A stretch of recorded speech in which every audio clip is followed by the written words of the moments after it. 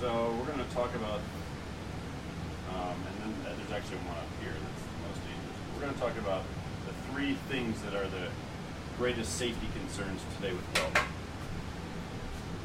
So I just briefly discussed this. We're going to come back to this. You're going to get really comfortable with this here in a minute. I can tell you all day about the phenomenon of welding, about what's going on with plasma, about plasma being the 4th state of matter that no one gives any credit to, you know, solid, liquid, gas, and plasma, and it being the most plentiful form of matter in the universe, but here on Earth it's always overlooked.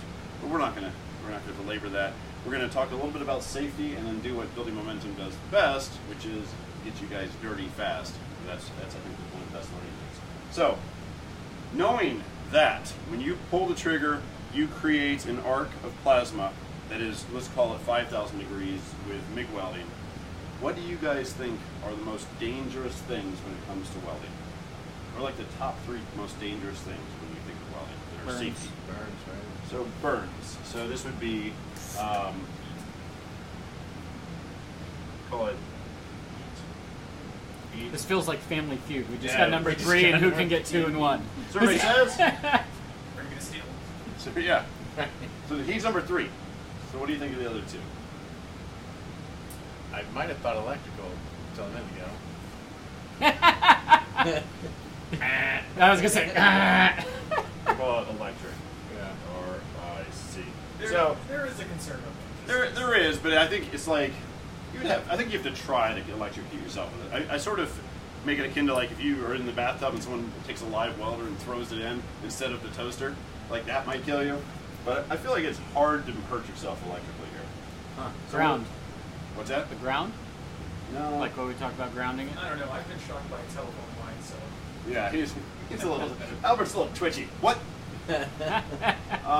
So the other 2, what do you think? Think of the protective gear. Eyes. Eyes. So this is going to be not heat, but UV eyes. And I kind of gave you the second one there. UV skin. So I was going to say that, and then I looked at it and I was like, heat burns. All right, that could go under skin. yeah, but actually it's the UV. So when you're generating all that plasma right there, a lot of awesome things are happening. And photons are flying off in all different directions. Well, those photons also have a lot of energy with them. Some of them are UVA, some of them are UVB, UVC, and then throughout into the, a few into the infrared, near infrared. So the UVA ones, they get sucked immediately. They run into some water molecule. But B and C are concerning, right? Those will give you the burns. So this is protecting your eyes, and right behind you are the jackets protecting your skin. What you doing? What you doing, Wes? I'm not doing it. You're missing out on safety. Oh, I'm sorry. I'm right here. I promise I'm watching. Just because you only miss one. So, so the eyes, one thing that we always do, and Wes, you're going to want to hear this part too. One of the things we always do on eyes is before you ever strike an arc, we always tell people to get everything ready to go. You can put your helmet down and rehearse what you're going to do. So let's just go through the motion of what you're going to weld. Look up, lift your mask up and say welding or eyes, or I'm going to do something really bright right now. And then wait about a second so everyone can adjust, right? Because what happens sometimes if you go eyes or welding and someone might go, what? And then look right at it, like I tend to do because I'm an idiot that way. But if you go welding and give everyone a second and then do it, then that helps. One of the things that drives me crazy is when, and it hasn't been that big of a problem recently. It happened earlier on when we had, I think, more novice, younger people that were more apt to be excited about it. But they would go welding, oh, I think like say someone wrong, and I come over and I'm like, what? And they go, I'm like, come on, guys, don't say oh, and then continue on. So every time before you pull the trigger, please do me the favor of saying welding or eyes. That protects my eyes, because what I'll do is I'll run around either with that mask, or I'll have a mask in front of me so I can talk to you guys, and I might come down and take a look, and please don't burn your eyes or your skin. So skin, we'll have gloves, and you guys, we've had some people wear really low-cut shirts that we've had to cover up in different ways, but we got the jackets. You're good to go with the sleeves. You'll need a jacket, that's fine, but everything else is fine. Heat. So if you're welding a ball bearing, say, it's a good example, and you're trying to weld it to this, you're there's a huge thermal mass difference in the spot that you're trying to weld between these two. Actually, the nail is a better example. This is actually a really hard weld, right? Because all the heat's going to go into this, start tearing this up, and you're going to get something called a cold weld onto the ball, which means it's going to dump a lot of wire, but it won't actually melt the ball.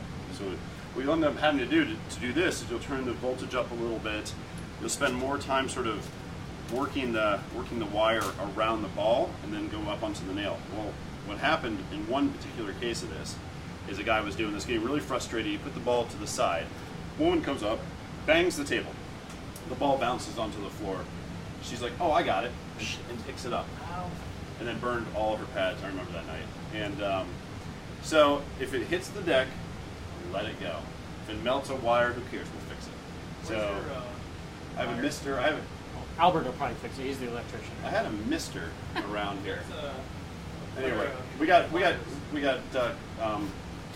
pliers and clamps and all sorts of things. So if it hits the deck, just let it go until we know that it's cool. And like I said, I'll bring some water and we'll check it out. I almost don't touch anything on purpose. I always pick everything up, take a look. The best way to know if something's hot, just put it right underneath your nose. This area of your skin is very sensitive. You can pick up any infrared heat that's coming out of it. I like to stick it next to Albert's nose too. Albert, is it hot? So the only other thing that you might work on tonight that is the most dangerous thing in the whole basement, or at least one of the most dangerous things in the whole basement, is, and this is a trick question, so I'll fill it in for you, sharks. No. A grinder. So the grinder that's behind you is actually one of the most dangerous things in a workplace. And the reason is it's because of people being lackadaisical around it. It gets going, you're up there, you're grinding, blah, blah, blah. Maybe you're wearing gloves, which you should never do, and you're grinding, you slip, and the glove gets caught in the wheel and tears your finger off. Or you have long hair, and you lean in and doing it, and your hair gets torn and tears your hair off.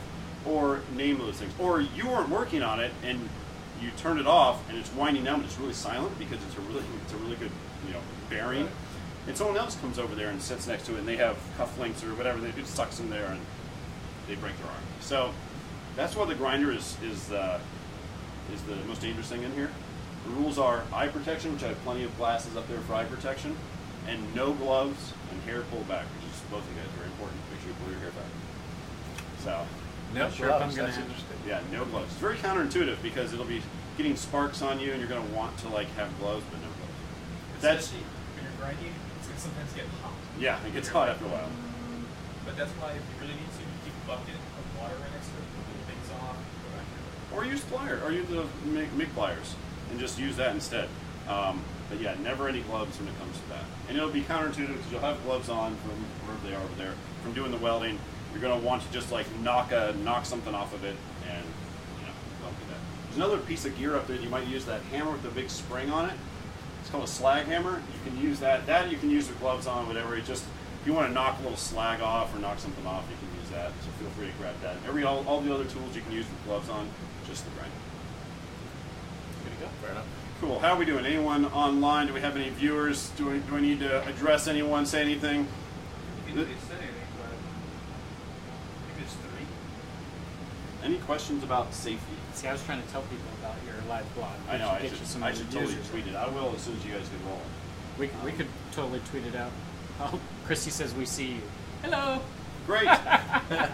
We like to answer questions. Tell her to get an account and ask questions. You heard him. Any questions on safety? The most important. It's super easy if you remember to just cover your eyes, cover your skin, and don't touch stuff that's hot. Everything else, you're not going to hurt the equipment. It's going to be pretty easy to do. So let me explain the actual welding process. When you pull it, it's not just pulling the trigger only. When you pull the trigger, a couple things happen. Gas flows out over this. We use a mixture of argon and CO2. The reason is that the atmosphere that we live in has a lot of nasty garbage in it for welding. It's got water in it. It's got a bunch of carbon. It's got a bunch of hydrocarbons. Your metal has a bunch of stuff on the surface. Although we've cleaned all these pieces of metal for you, it has a bunch of stuff on it and in it. So when you apply at 5,000 degrees, lots of things will come off and want to char and mess that up. So what we do is we flow and mostly inert gas over it. What I found out recently is that 100% argon is used for TIG welding, and 75% argon and CO2 is used for MIG welding. I always thought it was cost. I also learned another nice thing about CO2 is its thermal conductivity is higher.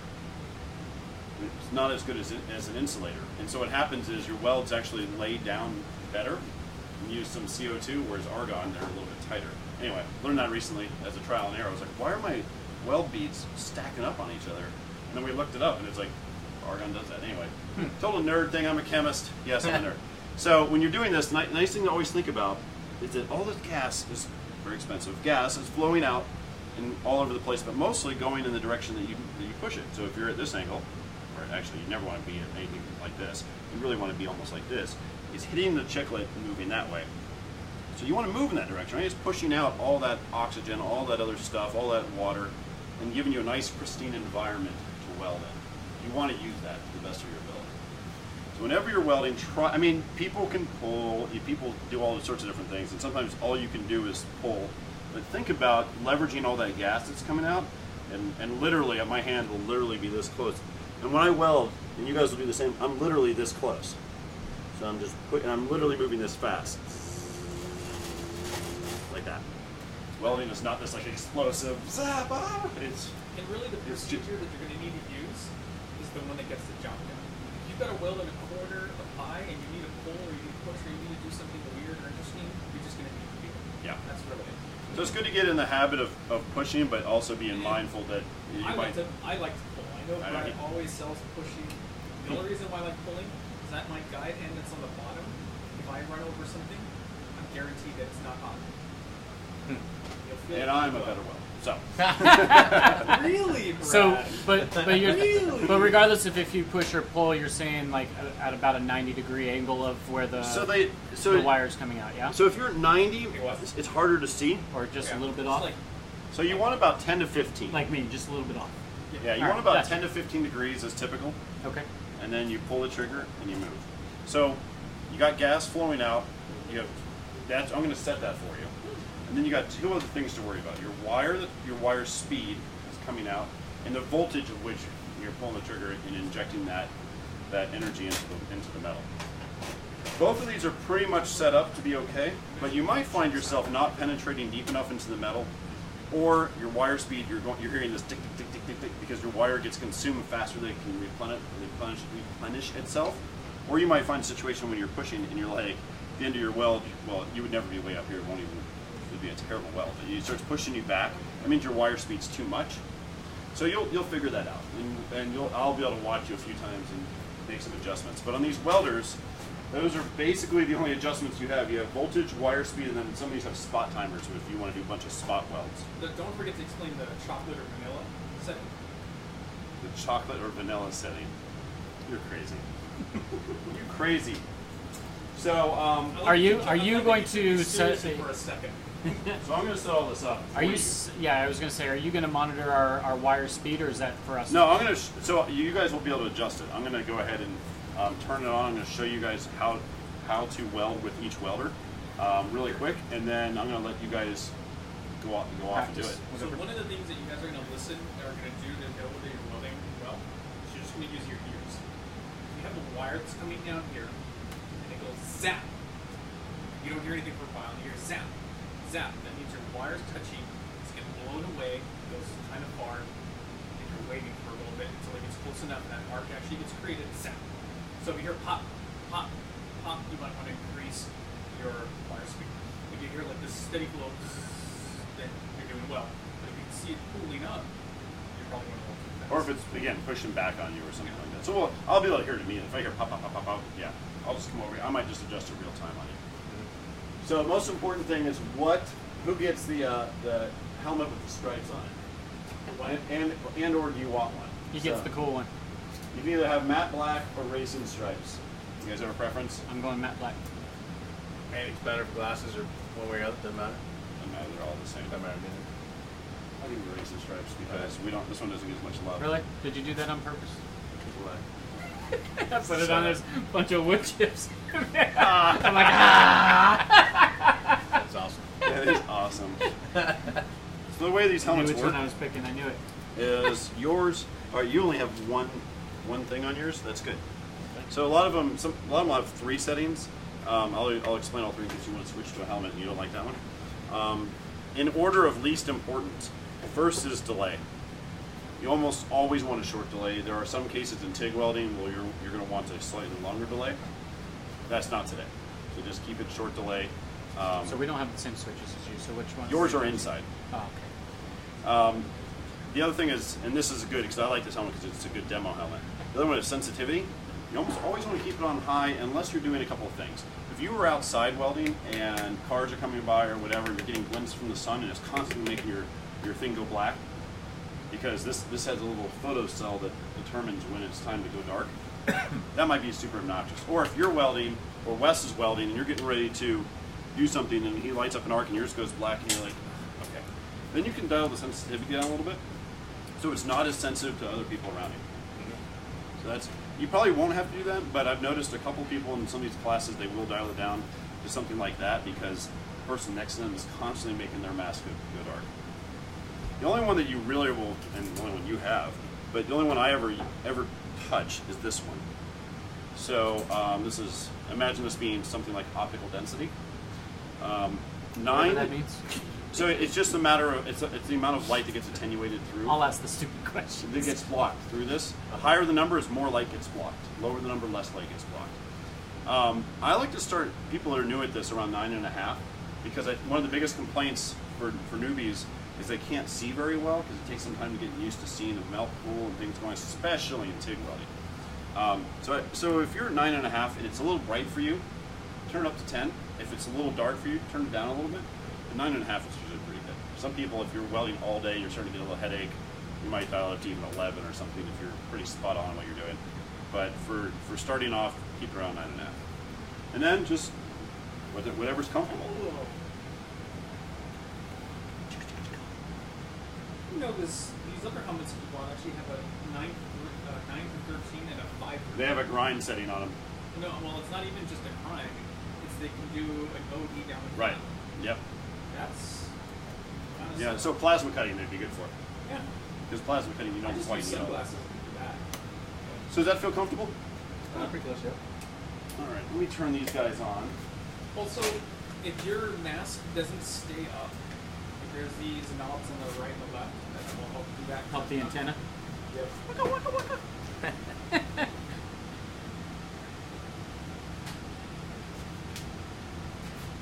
Let's turn the gas on. Yeah, if you're ever going to weld for a long period of time, make sure that that's set up well. Because halfway through, like a day, you're going to realize, oh man, my head really hurts. I wonder what. So Wes, you're on the clutch welder. Yes, I am. And you are on the Everlast welder. Let me see. You look like you're pretty good on yours. Let me give you a little more voltage, more wire speed. You can probably.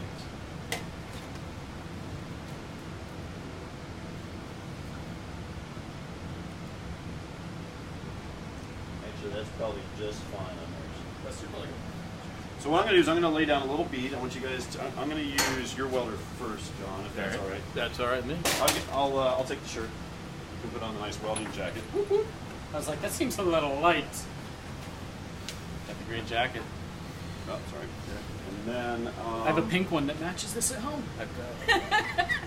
what should I weld? Is this your wife? Oh, it's your wife. So I'm going to weld on this piece of scrap right here, so you guys can see it. Actually, I'm going to do flat first.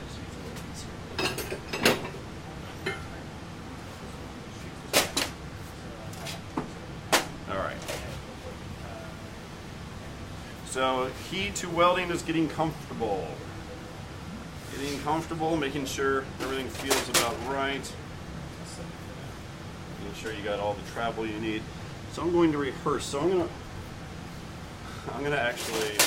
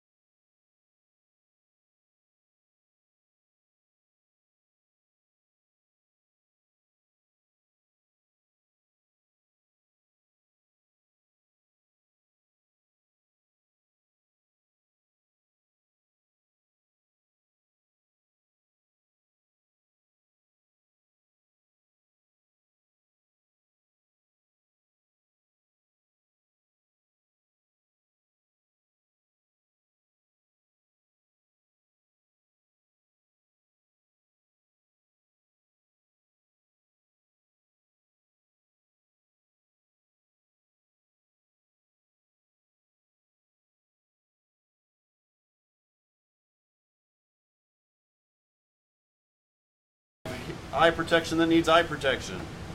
Everyone has everything they need. All right, I'm going to be welding. So welding.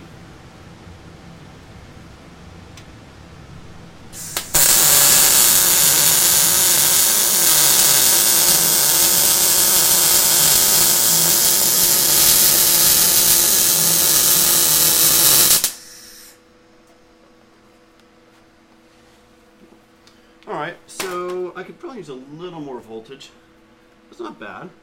It's a little dirty because of, let me see which one of these. It's probably because I didn't clean the metal. But no, that's about right. So there you go. That's welding.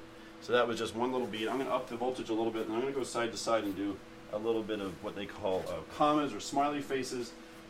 And you're going to see... Isn't the typical mold weld like back and forth, back and forth? Isn't that what you taught me a little while So you look like that stack of dimes? Yeah. You're going to see that here in a second. Okay. And again, typically it's because... Oh, it's getting toasty already. It's typically because as you move across, you're trying to join pieces of metal. It's like rare that you're just going to lay metal down. But you can, I mean, you can imagine actually 3D printing, and people have done this with a MIG welder, right? Now you just build up on that bead, and you build up on that bead, and suddenly you've made a metal thing just like a 3D printer. It's actually kind of cool. I don't know. All right, so this time I'm going to do what you're talking about, which is what I call commas and semicircles. So can you guys see when I do that, the little melt pool that I'm making? It looks nice and melty. I'm just advancing the melt pool, so I'm going to do that again right here. All right, everyone ready? Welding.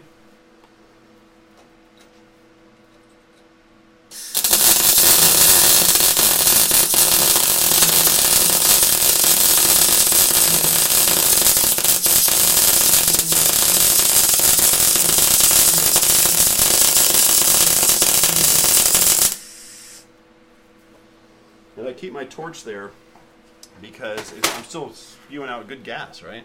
I want to try to keep my spot cleaner. So what you see here is more of that stack of diamonds approach, right? So I actually upped the voltage a little bit too, so I got a little bit better of a weld. So this is pretty much dialed in for this thick of steel. But if you see, it does look like a little bit of a pancake. TIG welding is a little bit even more demonstrative than that. But I mean, that's a solid weld. That's not going anywhere. So that's how easy this.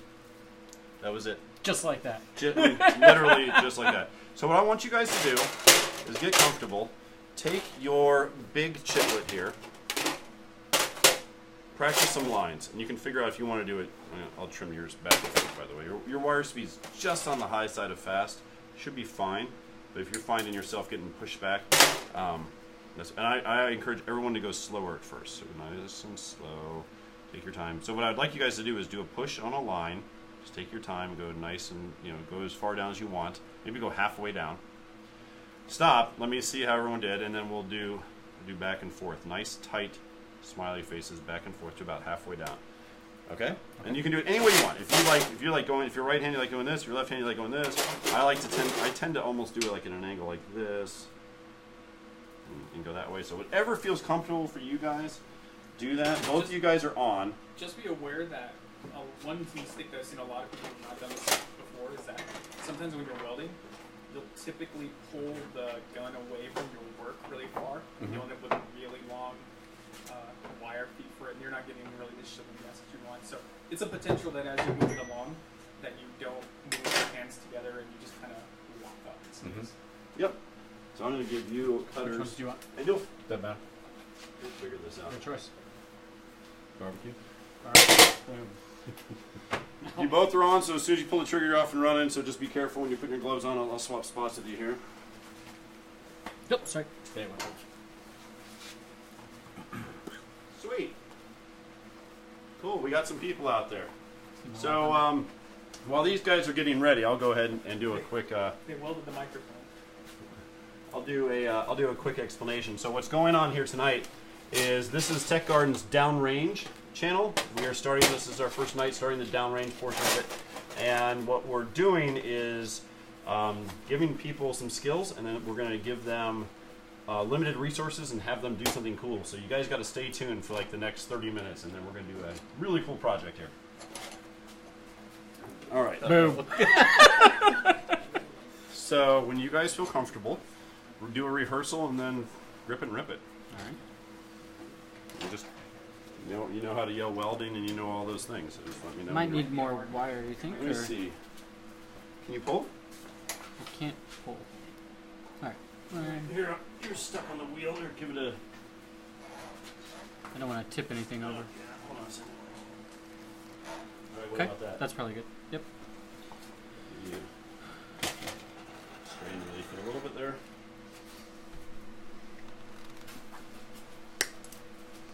Great.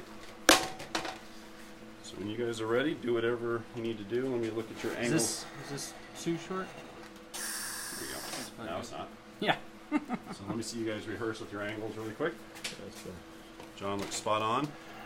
You look too shallow. Stand up a little bit more, 90 degrees. Like, oh, not me, the wire, right?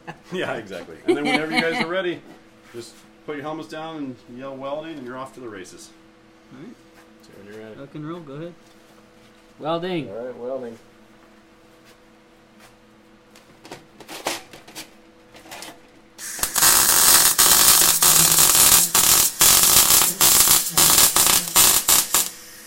Good. You were moving a little quick at the end. Okay. Welding. And your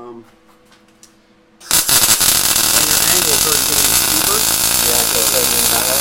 Yep. But otherwise, probably another one right next to it, and this time slow down a little bit. It's really good. You can clip that end if you want. I'll do it for you. Cool. I got better gloves.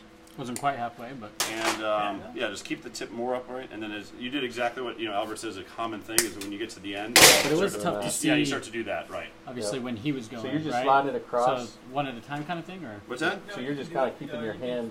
Yep, that's You're not sweating your hand on it, are you? No. That'd probably be, yeah, that'd probably be bad. Yeah, so just do whatever you need to do. Even if you need to stop halfway, Right, yeah. readjust things and So keep this moving. is on high, It's so whatever just is turn it down just a comfortable, as little long as bit. you get the job Yeah, done. turn it. Okay. Go for it. Yeah, give it a roll. All right, you good, Wes? Nope. Good, yeah. No, we might. Are we doing smiley faces now? Let me One more. inspect you. I only went a quarter of the way. That's good. Smiley face. Yeah, Let me give it see a him. All right, I'm going straight again. Go for it. All right, welding. Welding. Slow down a little bit, John. There we go. Right there. Good job, Rob. I'm doing myself mixing up. Whoops. Kind of welded myself to the thing here, too. That's fine. So don't pull the trigger, Got it. and you can just. Wes, sometimes Whack it. when if I ever want to create movement, Uh huh. I set one hand down, put the other hand in it. I'm definitely on the Put fast the side. nozzle with the Yeah. snack right there. Like a I cube. actually upped your Yeah, wire nice. speed a little bit to help you compensate, but you Okay. Yeah, do that it. works. So if you ever Yeah, want so when you slow down, you start doing some nice speeds there. Okay. Try it again. that's what I do. Just, this time go No, that back feels and better. forth. Yeah. And It gets a then little at hot some right point here, about but yeah. halfway, All right. stop going back and forth and go nice and slow straight. So we're gonna do a back and forth out of a back and forth into a straight. All right. What are we gonna do? Smiley face into a straight? Oh, you're Yeah. killing me over there. What'd I do? Specific beads. Smiley face into a straight. Keep your head down. It's just like golf. Yep. Very good. Welding. Welding.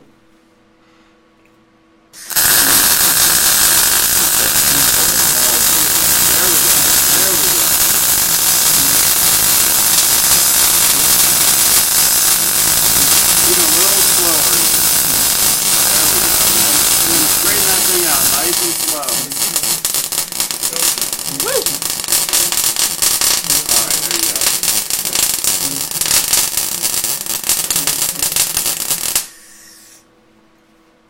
Look at you. You're like a professional. I don't know about that.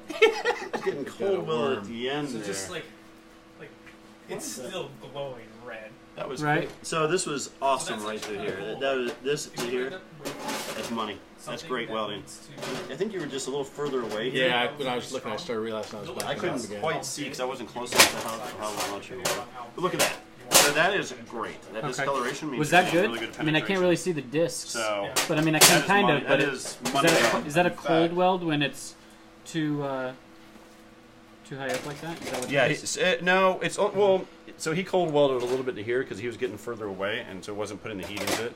Yeah, I'm finding that like when I tried to go on my line up, right, I was like so far away, like Keep this was doing that going. too. Yep. So it'll teach you to stop if you need to. Let me check your backside here. If you're Hey-o. Okay, good. You're doing the same thing. You're getting good penetration through here too. That's really good. if you need to make long distance stuff, if you're welding away from you, it's harder.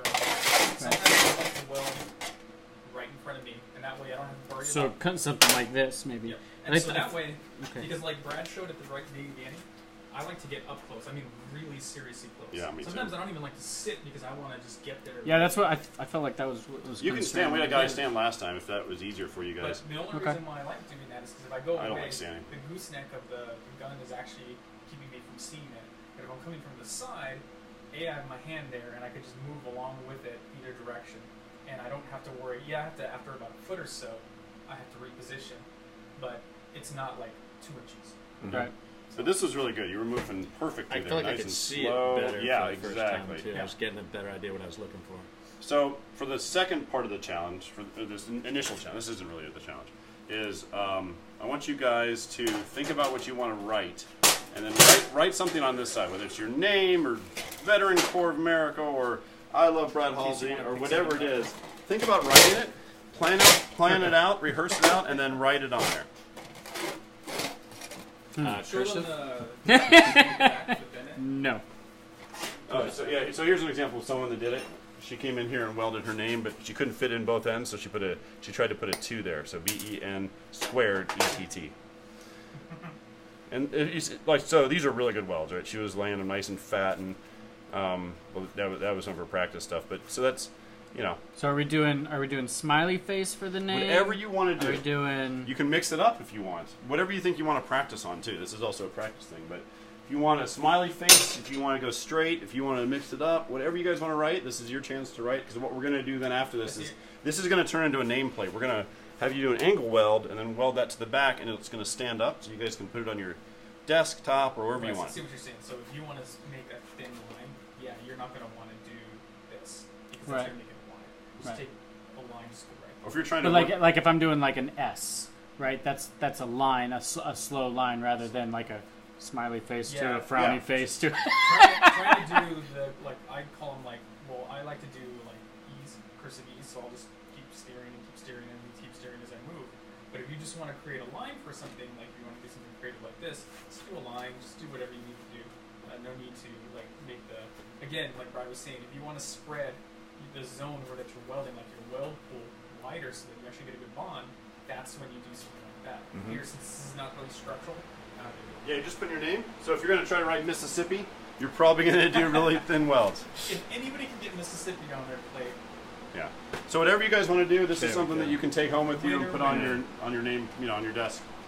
So just think it through, and then when you're ready, just say welding, and you know what to do. All right, let's see here.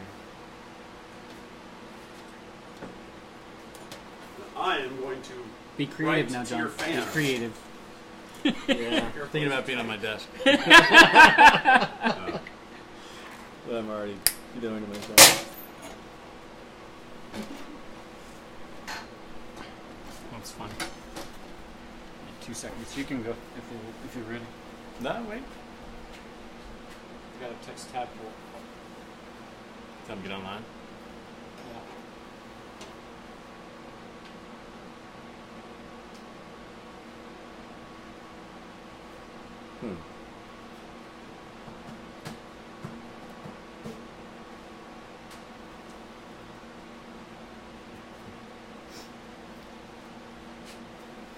Is that full on Blue Man Group? Yeah, that was one of the things we built on Friday. We'll have to show you how it plays here in a little bit. It's pretty fun. All right. where'd you get this shorty from, bro? You know what you're doing? I think. It's not going to be very original.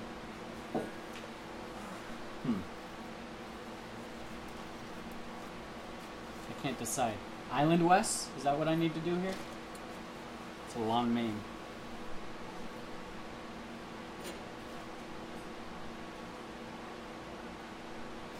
Is this part Jamie's or is this No, this is a guy that was on Craigslist who wanted to buy it, and I said, "Do you want to donate it?" that's fantastic. Gonna do John VCA or just a VCA? Might throw the O in. Make it interesting. Yeah. All right. My desk is at home, so I can get creative. No, just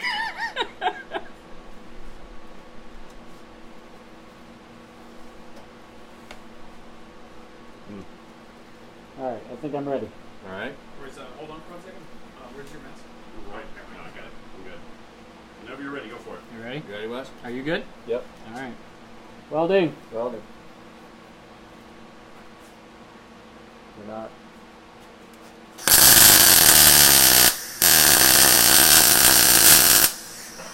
Killed me. Yeah, you're gonna want to clip that down. Yeah, I couldn't see it blinded me. Yeah, so that's where the sensitivity comes in handy. Wes, your angle's a little too shallow. So you're still too shallow in your angle. You're gonna want to come up more 90 degrees. I mean, you're getting the job done.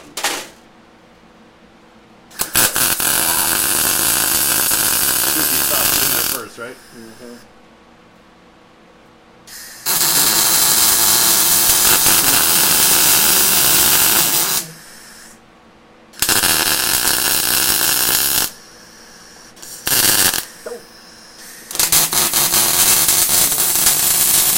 A little closer to your work.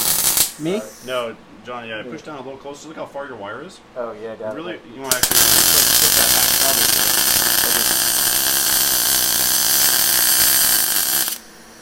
In fact, I might have turned your wires here.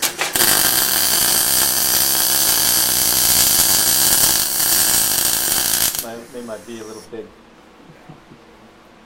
It's all right.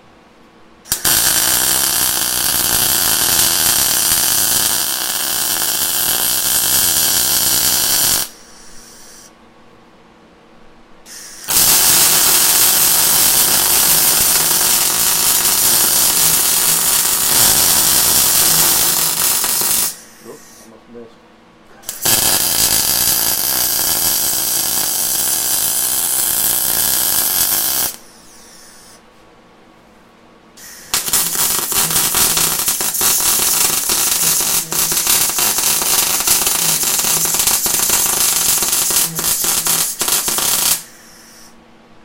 No O, huh? No, I didn't think enough space. Pretty good. Boom. Sorta. .com. Pretty good. Look at you doing two-liner on me. Island West. Island West. Awesome. Can't tell the whole story there, but there may have been a slip and slide in a hotel involved. Now I want to know. Not on camera, anyway. I need to know. And don't say anything in the comments section.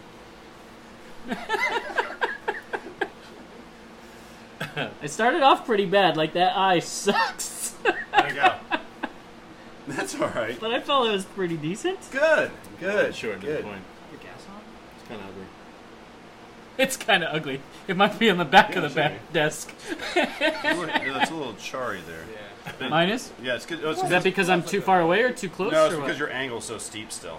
Like, You need it's more 90. because it's yeah, you're too. it's okay. You want more 90 degrees. Yeah, you get that charm when the gas is clearing out. All right. Will that char go away with sand? Or? Oh, yeah. Yeah. Yeah, You use a oh. wire brush or you can. Would you ever go backwards? Like I found myself wanting to come back. Yeah. Yeah. No foul there? I did that with You the can A. absolutely do that. Like I went up and then I went backwards with the D. I came down with the D and came around because I didn't want to start over again. So it seemed to like it worked. All right, good. So what did you guys think? It's good?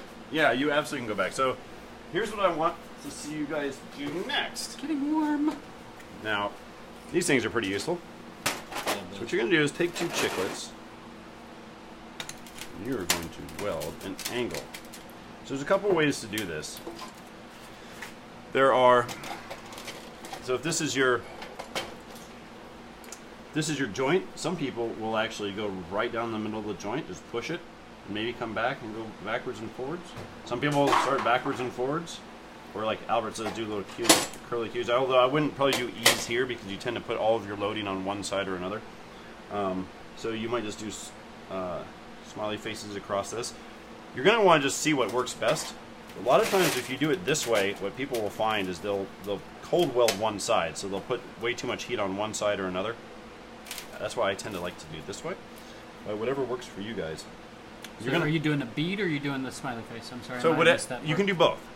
you might do the bead and see that it's not enough. It's weak or whatever, and then weak. you need to go back over it. That's right. But And it's okay to go back over a weld. Oh, absolutely. You're going to do that probably a lot. But let me say one thing I want you guys to both do, no matter what you pick, is that we're going to do something called a tack weld. So a tack weld allows you to put something in place just to hold it long enough to do a real weld on it. So what we'll do is we're going to come up to one edge, somewhere around here, and just go Do a spot, like a spot weld. Spot weld, zzz, for like a second. Go over here, zzz, for a second. Then you're going to be able to pop it off the magnet. And then what you can do at that moment is, since welding pulls the metal towards you, it's going to go from 90 to greater than 90. So if you care, you can actually take a hammer and knock it back to 90 or force it back to 90 and then weld the rest of the beads. So what sometimes people will do, after they've tack welded it, they might tack weld one in the middle on the inside and another one on the outside, another one on the inside, and to where it doesn't really move anymore, because it's going to continue. Again, if you hit it this way, it's going to shrink this way. You hit it another way, it's going to shrink this way. I mean, not by a lot, but just a little. So people will do that if they're really anal about which way to go. But what I want you guys to do is use 2 tack welds on the outside, and then you can even come on the inside if you want and weld it that way. But the goal is to weld something like this, and then weld it to the back of your nameplate, so it can stand up and you can show it off to people. So you have a magnet, you know how to weld, figure it out. Make it The happen. only thing I ask is that you guys do tack welds, 2 tack welds. All right. If anyone out there has some suggestions for these guys on what to do next, now is the time to suggest that. They could use it. All help is much appreciated.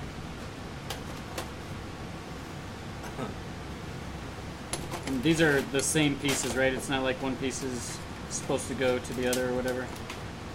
It's a trick. Right. Well, and in real welding, like in theater, Like they're all gonna be messed up anyway. Downrange, I used to make sure that they could do it way offset. So you learn a thing called pump welding, where you weld a little bit, let it cool, and weld on top of that weld, and then you weld on top of that weld. So if you have a big gap, then you got to cover it. If you just go from side to side, it's just gonna lose that, flow through the or you're line. gonna lose that electrical connectivity between this. It's just not gonna happen. So bump welding is you start a little bit, and you go a little bit more, and you just like wait a second for it to cool and go a little bit more. So I used to have these guys do a weird offset weld. But here for tonight, just join those and then join it to the back and do it whenever you're ready and yell welding and all those things that you want to do. In the meantime, I'm going to talk. You ready, Kimosabe? Let me check. Talk to the fans. Let me trim here real quick. Put the camera on me. Can't have the trim be my How problem. is that? So welcome to all you guys tuning in. All right. This is Tech Garden Welding. Downrange. Welding. Do this so I can use my vision here. And these guys are learning to make welding. Intro. And then they're going to have a project, a challenge. So you guys got to stay tuned and watch that. The purpose of Tech Garden Downrange is that many of us on the Tech Garden side spend considerable time downrange in a war zone, learning how to prototype and do these things. And so we wanted to bring that same ethos, that same training to the community. So tonight, Wes and John are going through one of our challenges here. They're learning to weld, and we're going to present them something that maybe isn't more related, but still is resource deprived and has the same spirit of what guys might experience. Weird and awesome. Put one in the middle, dude. What's that? So, Put one in the middle. all your comments, I flipped it over and put one in the middle. concerns, questions are appreciated. Even if you just want to give support to the guys welding, that would be fantastic. It's a team effort, so any ideas are appreciated. I'm going to turn you back to them now. Welding. See where they're going.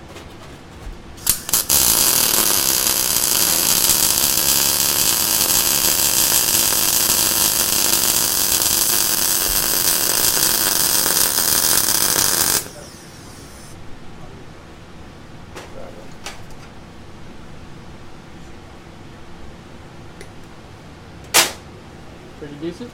Huh? Pretty decent? Welding.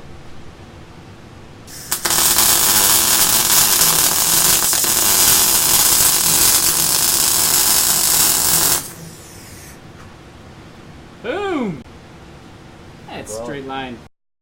You can tell inexperienced Up. welders because we have this long How's that? tip at How the we end, doing? right? Yeah, I see it. Experienced welders don't waste as much wires So as we do. Both right? you guys are experiencing something that every new welder does. So see the ends? Yeah. Are they not connected? You ate them up a little bit on the edge. So what ends up happening is you're moving across. The heat is moving quickly across the metal too, because metal is very conductive, right? All those awesome electrons. So all those electrons, all that heat is moving across this way, and then it gets to the air boundary right there, right? And air is a very poor conductor of heat. So it starts building all this heat up on the edge, especially these edges right there, and then it starts eating away and melting away. Yeah. So exactly, you get that cup yeah, look I or that see. tooth Okay. look. When you TIG weld, it's even more pronounced because you're a couple thousand degrees hotter. So you just keep pushing that heat, it has nowhere to go. So what one technique is to either, if you're coming close to an edge, to stop welding for a second or kind of give it a 1 second little bumps. In MIG welding, that's basically what you can do. You can speed up a little bit, but I wouldn't recommend that. Actually, I recommend going in and going, just stopping and starting and stopping. If you want a really clean weld. I mean, this is going nowhere, right? That's what we say. This is the test to see if you've done a nice job of welding. Yeah. You just smash it with a hammer. That's not going anywhere. So, it's done. But if you really, really, really want a nice weld, you would just cool it down, let it, creep up to it, and do it that way. In TIG welding, you just back way off the amperage. But And to be honest, like sometimes, even if it doesn't look pretty, you know it's not all together. You grind over the ends and you do whatever fake. I mean, that's how they assemble a lot of products. When you make a weld, you grind it flat. As long as it penetrates and holds both things together.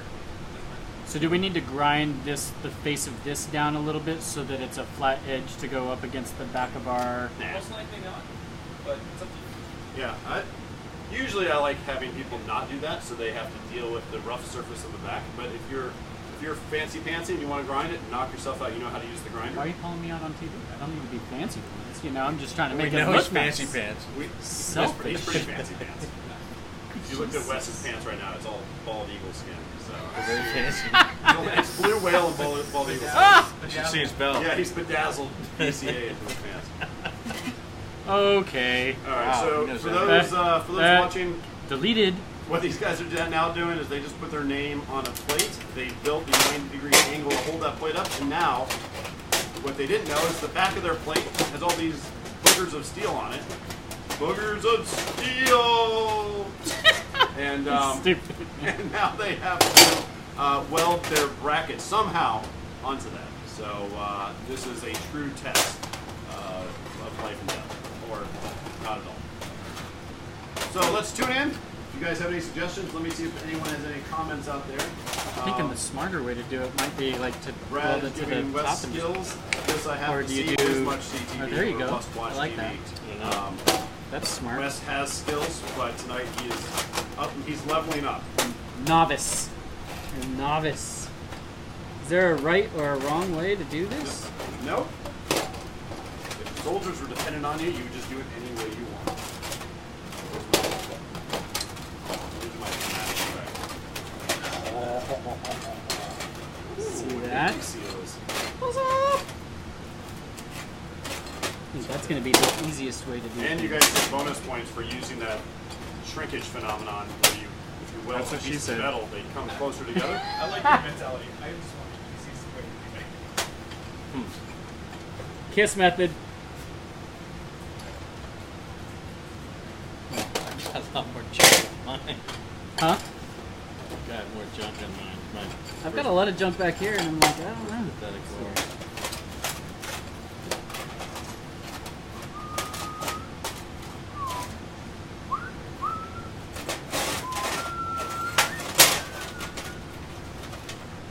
I think that's going to work.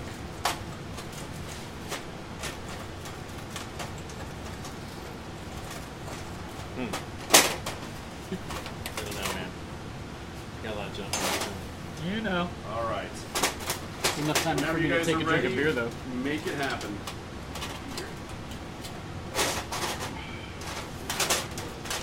Key to any online training. Great. My wife taught me. Alright. They said the kids were all watching. Like, I've got my friends on there too. Great. So make them proud. Mess up. Utilizing all tools. I like it. Style points. Yeah. I think it's trouble still. All right, I'm ready. Alright. All right, welding. Yeah.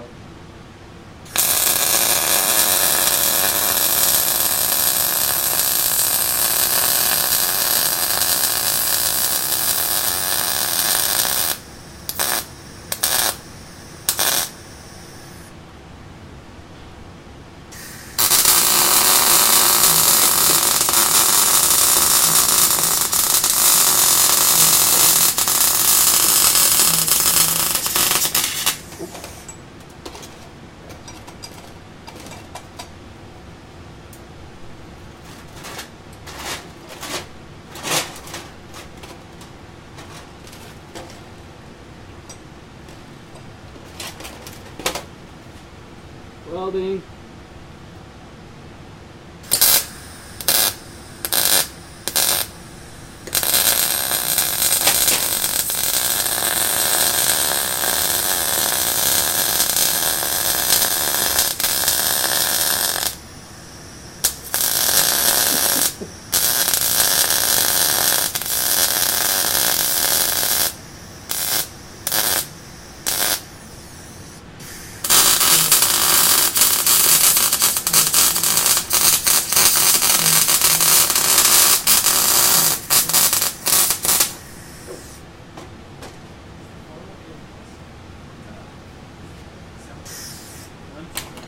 That's pretty ugly. I find that sometimes easier, like having a longer, wire. You can No more definitely love here. Welding. Definitely See it. go to corner.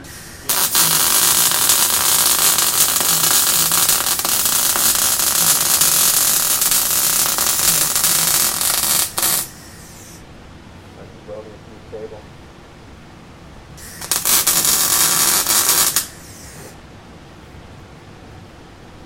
Alright.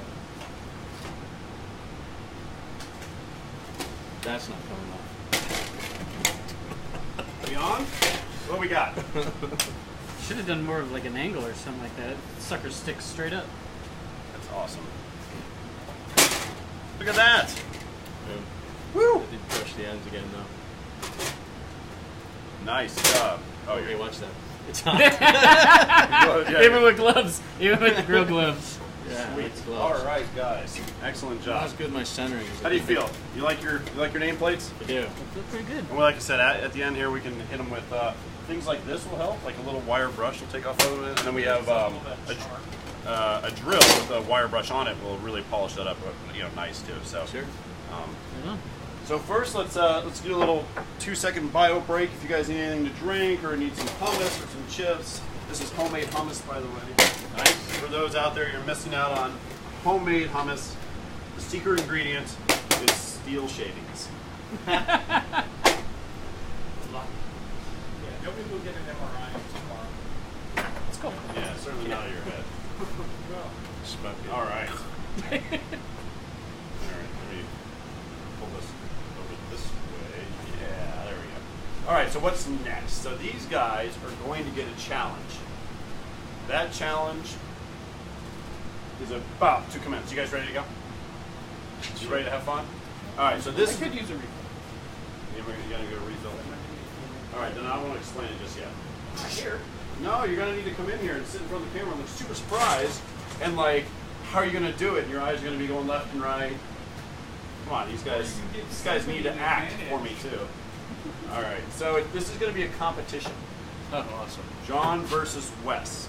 How the hell am I supposed to win that? Yeah, you're supposed to win that. Hey, so Wes, you might need to go home tomorrow. And so this competition is really not necessarily a competition of welding. It's a competition of the mind. So what these guys have to do, with the chiclets that are in front of them, if you guys can see the square pieces that are in front of them, and the hardware that's behind them, they have to build a goblet, a chalice, that will hold the most water and has style. And so the audience will vote on the style, who wins style points. But to hold the water, you can only use what's in front of you. You can't like take 10 nuts and stack them up. You have to use Don't these take 10 pieces nuts. of metal, and who can hold the most water in any configuration of that metal wins. And then that thing needs to have a stem and balance itself. So it has But to I stand can't freely. use those, or I So you can? can use those to build everything but hold water with. So you can't like, you know, use all the nuts and then make that a column of water. You can use all that stuff to make the rest of your chalice out of. But you're going to need to make your chalice such that it holds water, and we're going to measure that water, and it has to hold it for 1 minute. So it has to hold, we're going to pour all the water into the very tippy top, we're going to wait 1 minute, and we're going to dump it out and measure who can hold the most. Again, only using these chiclets. And then the rest of it, the design, the experience, the art, is what you can use the rest of the piece of work. Artiste! So however you want to do that, the audience will get to vote on who's the best. Oh, Kristen Bryn says Wes is in trouble. Christy. Oh, Or is Christy. it, or is it Kristen Skinner? No, I didn't see the other. I thought there was 9. Know her name. You're the boyfriend in this situation. Except, you know? I'm acting like I don't know the audience. Erroneous. This is some random excited person writing in saying, whoever Krista Bryn. It says, Wes is in trouble. I don't know why, but I feel So, like some dirty laundry is You about to can get aired. calculate the answer. You can put in your mind the answer. It's like Legos meets welding meets water meets Game of Thrones. What's a fashion show people watch? It meets Project Runway because it's going to have The first show that comes into your mind was Project Runway? It's Project Runway. Tim Gunn's fucking cool, man. He's always wearing a suit. So you watch Project Runway? I watched one season. A season. Okay, is his name Tim Gunn? Oh my gosh, Tim Gunn! If you're watching, you need to join this Come on, welding. guys, make this happen. Yeah, come on. That would be so awesome. Come on, you can weld your chalice. I'm sure it will kill. So that's what you guys are doing. You can see in the cameras to your left, they are frantically trying to come up with the answer. So here's the deal. It is 9:25 right now. By 10:30, 1 hour and 5 minutes from now, we were going to do the test. That seems like a lot of time, and I guarantee you, it is not a lot of time. So like, At 10:30 is when we're pouring water. pouring water. We're pouring water into your chalice. Yeah. So very few people have actually done it all on time. Usually at the last minute they're all scrambling to come up with something. So they get 8 of the 2x2s. So here's the deal, guys. They get 8 2x2s and 2 2x4s to hold the fluid. And then they got all this hardware behind them, which you might not be able to see. I'll try to turn the camera. They have all this other hardware behind them, and that's how they're going to make the style, the chalice, the thing stand up on its own. So in a minute, I'll show you guys the other stuff they have to work on. Christopher, whoever that is, says, yes, I'm definitely a random person. So. All right. So if you guys have any comments for them out there, any suggestions for how they should build their chalice, maybe It's Wes, not hot, right? I can touch this. Yeah, maybe Wes shouldn't be playing with shiny objects. But whatever you guys recommend. Get my balls under here. What's that? Looks like both of them are approaching it, at least initially, from the same perspective of lay it all we out. can't have that. Yeah, Lay it must all be out. that's not the way to do it. Such a jerk. But there are many ways to skin this cat. Turns out we have a lot of skin cats in here. Is that what the smell is? It's gotta be. Burning West. Joe, the below average welder, signed in and said, make it a sphere. So that you can't pour any water into it. It just goes on the outside. No, it's just so you can put the straw in the top. Just the tiny little it's like, straw and fill it. It's like, the coconut milk. They give you the straw in the top. Make it a buckyball. Should eat chiclets that are trying. I thought about that too. That might be pretty advanced. Just work on it. Yeah, I Go for all your pieces. Oh yeah. I'd burn a hole in the table. I probably don't recommend it all being entirely flat. Probably won't hold very much water that way. Hey, Was that your plan to make a plate? don't worry about it. To we're make it doing. flatter, and then hope the water. It's like a swimming pool, man. I mean, the higher you go, the deeper. But I mean, you gotta get this long Olympic style. You're an inch deep, a mile wide. Is that your metaphor? Don't worry about that. If you guys want to use the whiteboard, feel free to use it. We have two sides to it, so you don't have to see each other's creations. If you want to sketch something on with marker on your aluminum, you can. If you want to like position things in a certain way. Does it have to be one chalice? Interesting. They have to be connected. Think about that, though. Think about that. I am trying to think about Are you it. better off using one chalice or two chalices? I don't know. Probably the same liquid measurement. I would Probably think. better off using 1,000 chalices. 1,000. Roughly 1,000. Oh, you said it's 10. It's 9:30, and we have an hour to get it done, right? Yep. 1 hour. And, So you have to be you're going to connected. find that that is not very much time. So like I said, this actually isn't a welding problem. No, it's not. It's much harder than that. It's much harder than that. That's right. It's a water problem. It is a water problem. What can you make?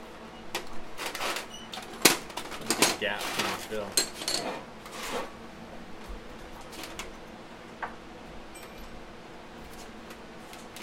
Did you get the sound? Oh, you come with the Big Mac ones. Mac Daddy will make you. Choo, choo. Something to Santa Claus with her? Yeah. Not big enough for my hand. You need one? Well, whenever you do Christmas lights, right? If you want something, then That's That's weird. good. Weird.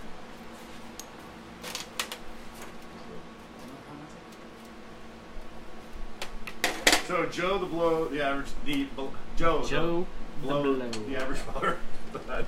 I'm saying that extremely wrong. Joe the below average welder says, I don't know, I really think a sphere would work. Just fill in the water as you go. So add a little, so just completely encapsulate. You could weld an entire sphere and then hit the top just so that it punches a hole through it. And then I like the idea of like welding and filling so that the thing is fully filled with water, very steamy, hot pressurized water. you do like it hot and steamy. Yeah, it'd be, and then how do we calculate that? gotta get out. Joe, the below average welder, you have some salient points. Don't touch it! Not so salient.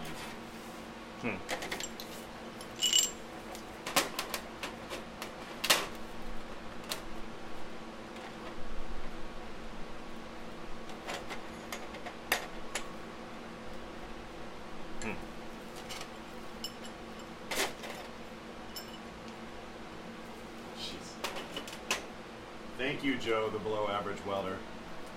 I'm going to leave that comment untouched.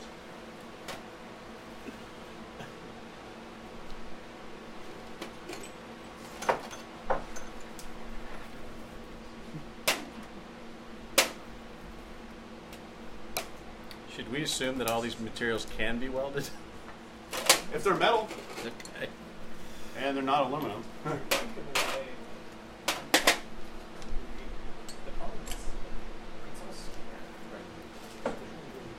I just realized I'm going to be on camera. All right. For those who have recently joined us, we are in the middle of a welding challenge. The guys to my right have been tasked with welding a goblet out of square pieces of steel, and whoever holds the most water at the end of an hour wins. So they are using all of their mental faculties to put together a oh, by the way, they just learned to weld 30 minutes ago. So we are taking any comment that you guys have. These guys are, in fact, you can't see their faces. So I'm going to turn the camera so you can see them. About ready to weld?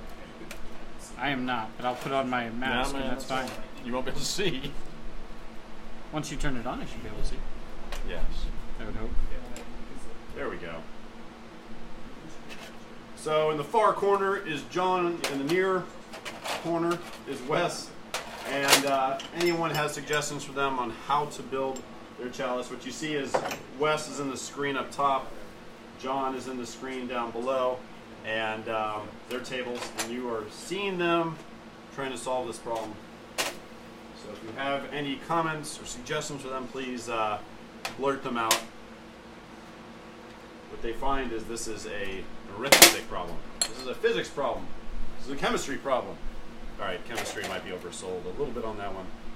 Is everything a chemistry problem? Everything's a chemistry problem. Thank you, not Joe. Def not Joe. I know. So for tonight, this is our new series called Downrange Challenge, and so what we're doing is we're making them make something like we would have done when we were in Iraq and Afghanistan with limited materials. Wish I had a plasma cutter so I could cut a piece in half. Yeah, you wish you had a plasma cutter, but you don't get one because Al Qaeda said no. So yeah, so they got limited resources and they're putting together a solution. All right, feeling it. So the only rule here is that the square pieces have to hold the water, and everything else is style. So the audience will get to vote on style points at the end. So there are multiple ways I to had a lose great tonight. idea that just got shot to heck. Forgot about that one little rule. That's right. You just like stack all of them up, put a hole in the bottom. Use the hole in the bottom of the cup and fill up the handle. Oh. Yeah. Huh. Yep. Can't do that. But nice try.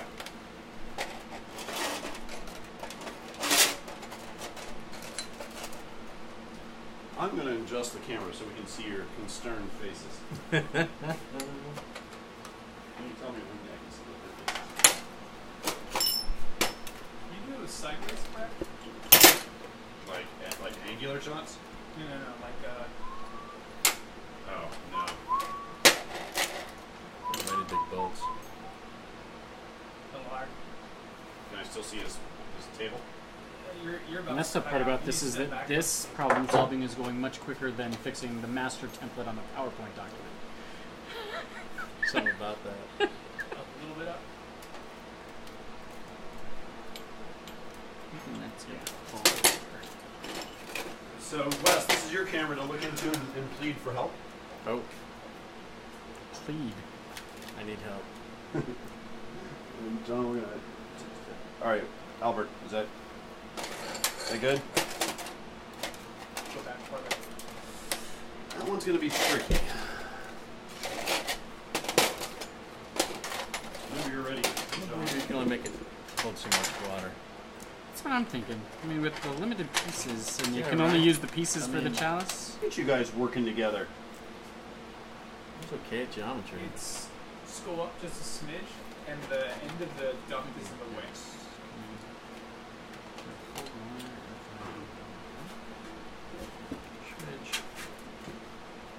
I failed geometry. Well, I got a D, but it's my only math class that I sucked at.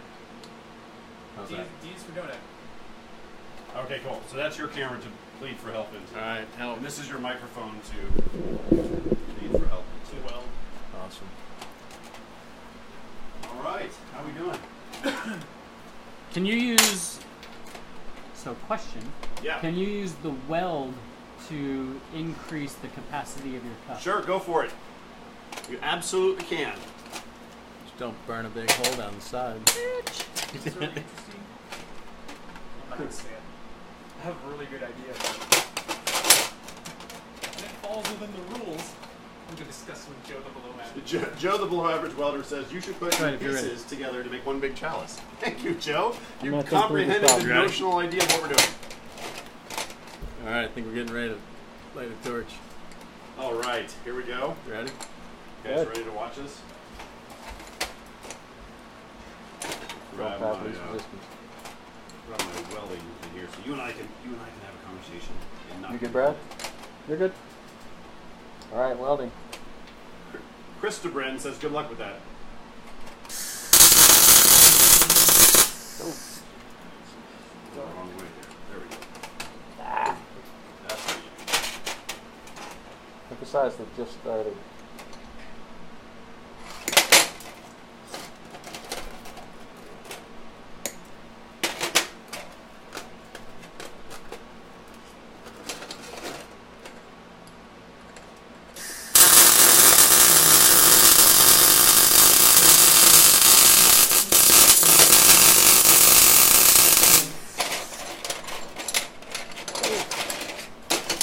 see John executing perfect technique.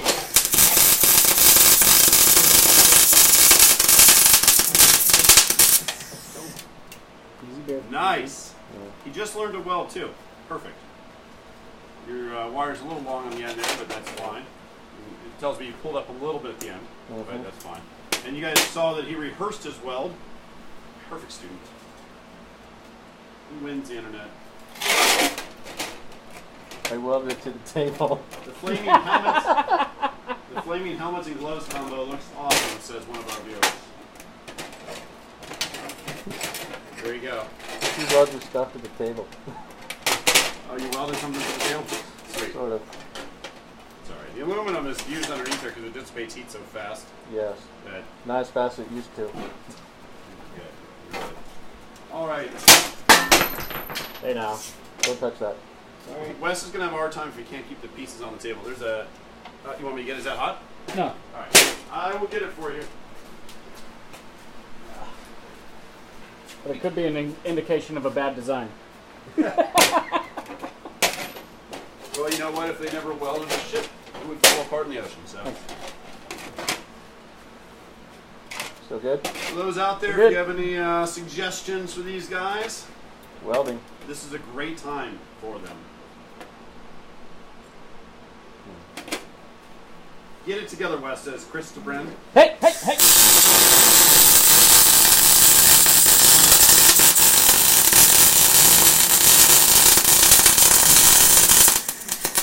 Awesome. Welding. So for those joining us, you are seeing these guys. They're having to weld a goblet, a chalice, if you will, from just square pieces of steel. And then they get style points for all the other cool stuff they put on it. And they just learned to weld. So, the Downrange Challenge series at Tech Garden, where we try to give people not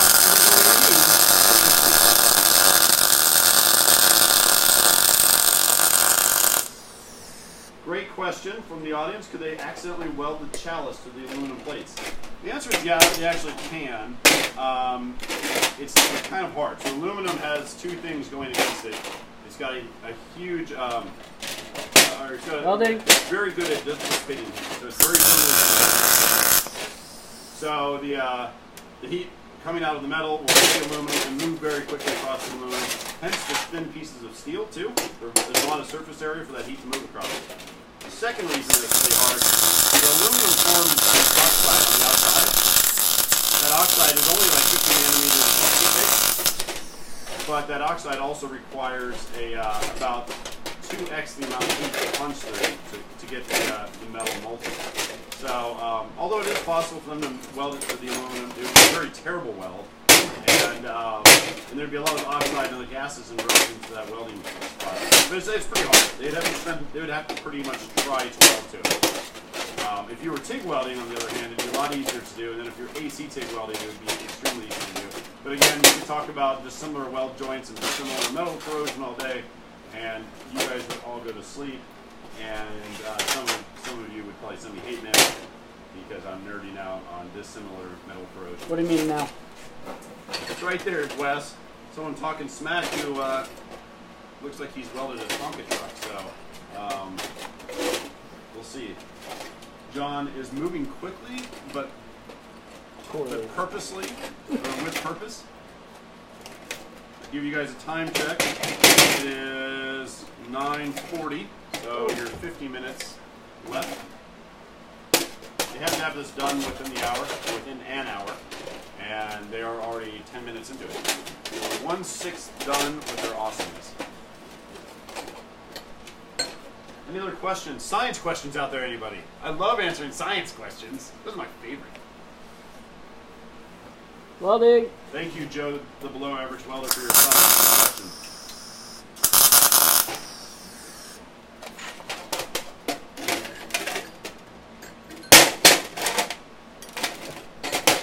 Welding. Ah, interesting, Joe, the below average welder. Not sure I should answer that out loud. Welding. You know, I'm going to say no. learn something. So the question was, could they weld it to the plates on purpose to make that a base for their chalices? That's very clever and very resourceful. And normally, that would be within the spirit of Downrange Challenge! Exclamation point. But tonight, and since this is our welding get up, and those plates are actually somewhat expensive, I'm going to say no. Welding. Good point though. Joe, the below average welder. Are we going to learn later that we actually know Joe? No, you'll never know Joe. Because you guys will be above average welders, and you will not associate with them. He'll be riffraff to you.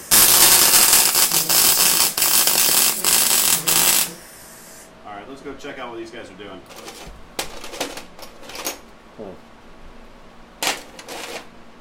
How are you guys doing over here? Making a lot of smoke. A lot of smoke over Don't worry there. about my smoke. Ah, very clever use of the magnet. I say clever by its exact intended purpose, but but you're using it, which is good. A lot of people will just try to hold it with their hands, Like idiots. like Bernie idiot. No, you'll get Bernie really quick on your gloves if you try to hold that for too long. And Wes is learning the notion of thermal mass and how much heat you have to inject into that to weld those pieces together. But I like where you're going. It works, right? It passes the test. The test. You are now a certified welder from the Tech Garden School of Not Good Welding. Good. Nice. Yeah. No, go for it. You know welding? And we're off to the races.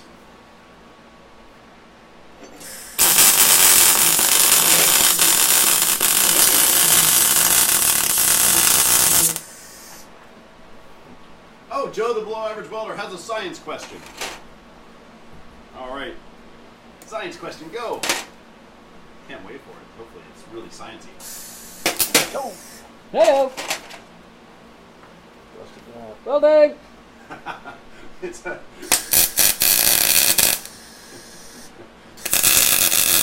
I like the question there, Joe the below average welder. It's a very draconian question. Oh no. Christopher, you are killing me. So, the question is, if setting off nukes creates nuclear winters, why don't we just set off a few nukes to offset global warming? Oh, I love it. I don't think it works that way. Christopher, you have too much time on your hands. Thought you were busy or something. Huh? Nuclear winter is a little bit of a misnomer. It's like it could be winter compared to the multiple thousands of degrees that everyone would be feeling like moments before the nuclear winter. And also it's only a nuclear winter because it makes it puts all this garbage in the air.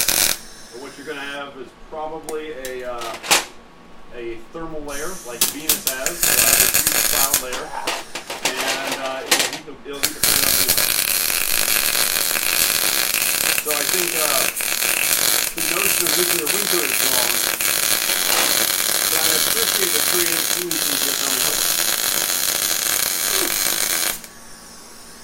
Well, hot in the day. Wish we could simulate that. Write a very intricate simulator that one of the ways to stop global warming is to nuke the earth. I love the idea. I think eventually it'd be a winter once all the humans are dead, and then all the vegetation is dead. And then, no, even then it's really hot for a while. I blew a hole in my goblet already. What's that? Afraid I blew a hole in my goblet.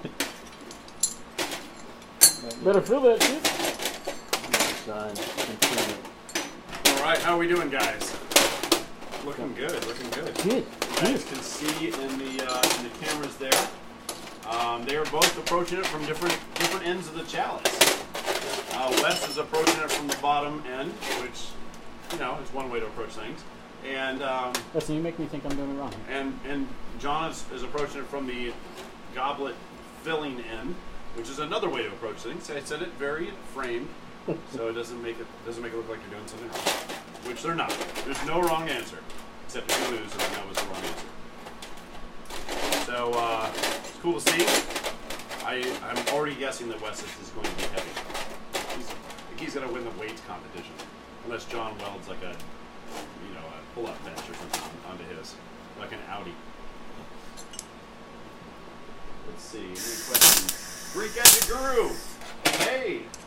Good to see you tonight. So, Greek Gadget Guru, if you're tuning in, we have a welding challenge. Wes and John dropped by, and they wanted to learn a little welding, so we coerced them to stream this live. And the challenge is they have to build a goblet, a chalice, from square pieces of steel that they're assembling on their desks, if you can see them doing it. And so the winner will be the one that holds the most water. 1 minute of letting it set. But also there's style points. Style points are really important, right? The audience gets to vote on it. So Wes is immediately coming right in the green, and John is down the way in the blue, and just learned how to weld tonight. They are putting together their chalices. So any suggestions from the audience is appreciated. We already have some people asking some good and not so awesome questions. Thanks, Joe the Blow, the average welder, for your ridiculous question. Are there penalty points for John continuing to burn my knee? Yes, John gets style points for that. Style points? That's his approach. Hey, this is called Downrange Challenge. You gotta do what you gotta do. Take out your competitor. That's what Downrange is all about. So we call it Downrange Challenge is because when I was in the war zone, when Albert was in the war zone, when a lot of our staff were in the war zones, we didn't always have what we needed. And so they called me to get it for them. We deprived these guys of what they needed. They probably needed nice curved pieces or bowl-like pieces, so we gave them squares. And actually, it's the hardware that may not make sense. And so now these guys are racing against the clock. They have till 10:30 Eastern, which is only in 40 minutes. Welding! To complete their project and Just hold kidding. water. So thanks for tuning in, Greek Gadget Guru. We Welding. look forward to seeing your YouTube channel highlights. For those who join us who don't know Greek Gadget Guru, he puts out pretty awesome videos. Check him out on YouTube. And he's all about making stuff like we are. So let's check in with our guys.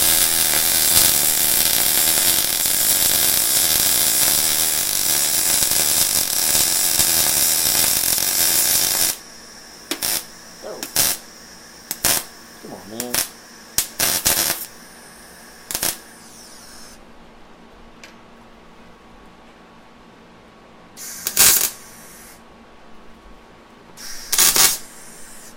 Uh-oh. Joe the Below Average Welder has another science question. Let's hear it, Joe.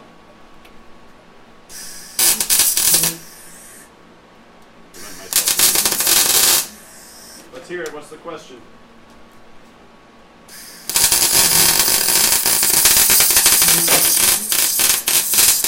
I'm dying to know.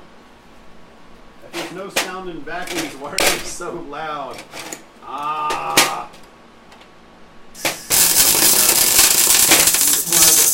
Mysteries of the universe. If there's no sound in vacuums, why are they so loud? Because they suck! How long does it have to hold water for? Terrible. A minute? What's that? How long does it have to hold water for? A minute? No, at the end of 1 minute, we measure what you've held. So the rules of the competition are we fill them up to the top. Welding. We wait 1 minute. So if they're leaking profusely, they'll have very little water in it. And if they're leaking a little bit, they'll have most of the water. You notice it's probably not a scenario where they're not leaking. And then we measure it. So, great question, Joe, the Below Average Welder. I love your questions. They're salient and on topic. Well, that's not true. So if you're out there, people out there have questions, comments about welding, about MIG welding. Why is it called MIG welding? What's TIG welding? MIG is metal inert gas. TIG is tungsten inert gas. This is tungsten a metal? Well, it is a metal. It's kind of a different metal, though, but it's a metal. It's got a bunch of weird properties about it. But because it's so unique and weird, maybe that's why people called it tungsten inert gas welding. It's a very different process in form and in ergonomics. It's a very similar process in science. And tungsten is just a really cool metal. Tungsten carbide, people make wedding rings out of tungsten carbide. It's super hard. Carbide blades are made from tungsten. Tungsten has the highest temperature melt point of anything. Carbon technically is a little bit higher, but it sublimates. So sublimates is something where it goes from solid to gas without going through any liquid phase. So technically it has no melt point at that point. So tungsten is the true definition of melt point. It has the highest melt point of any metal. And here's the ridiculous thing. Alright, here's the ridiculous thing. Tungsten melts at like, what is it? 3,400 degrees Celsius? Something like that? Am I safe if I hold this here like this and can just do a spot weld? Go for it. As long as it's grounded. Yeah. And the plasma that is on the other side, like 1 millimeter beyond the tungsten, is 7,000 degrees Celsius. Blows my mind. Anyway. Greek Guru has a question. How much energy would it take to ionize air with a laser? Laser. Huh. That's a good question. So let me think about that. I bet you he knows the answer. You'd have to find out the wavelength that is absorbed by whatever, nitrogen or oxygen. And that wavelength has to be appropriate to inject one of the Well done. Milliwatts. Yeah, I mean, there's a lot of factors that are involved there. Target. Nice.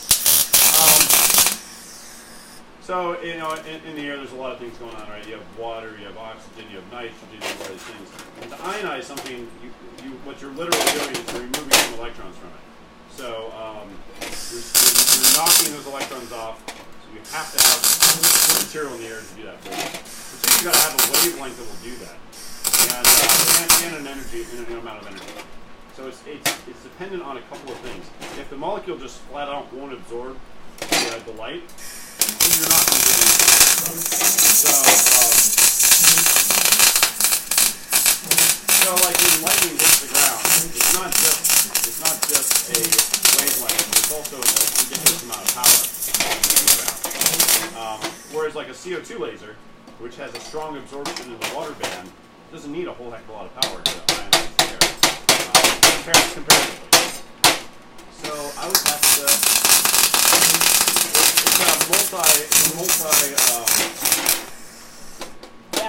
dependent problem.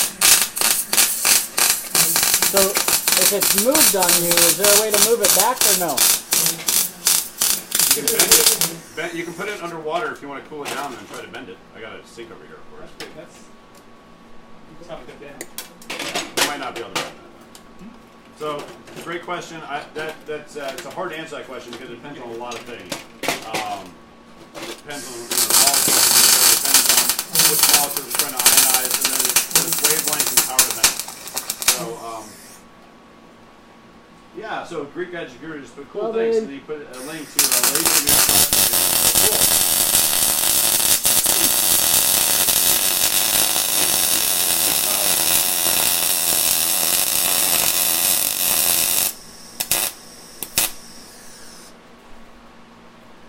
Good link. I'll check that out. I've also been told it's hard to hear me while the welders are going on, so I will try to not talk during the welding. We'll try to not weld while you're talking. You guys keep welding. I'm going to check in on these guys now. Let's go see how they're doing. Don't look at the side. Yell welding. Welding. Good. I was Bye. Welding. all right, let's go check on these guys.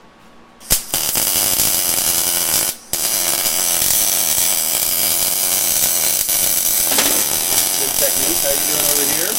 This is not the good side. Some of these are excellent welds. They're getting better in the bottom, I promise. Well, that's all that matters, right? Welding.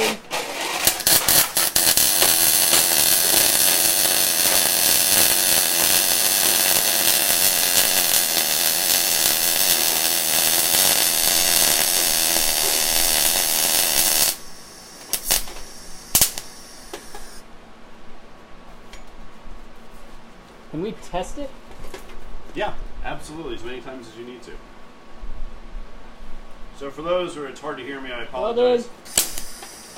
We have a lot of things going on down here, so it's hard to hear over the MIG welding, but that's fine. I'll just try to talk in between those things, in between the MIG welding, and we'll try to make it happen. Apologize about the hard to hear though. And thanks again, Greek Gadget Guru, for your link. We'll check that out. And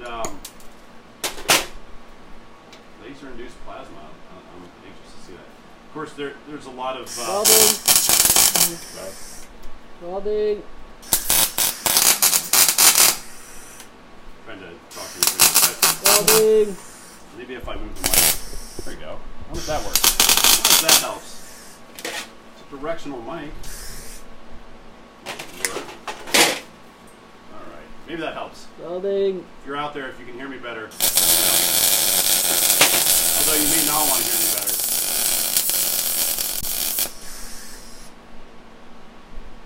Alright, time check. They got about 30 minutes left.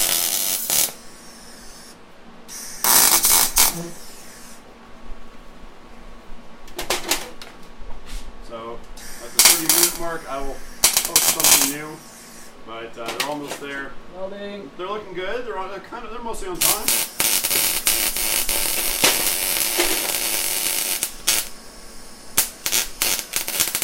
Oh shit.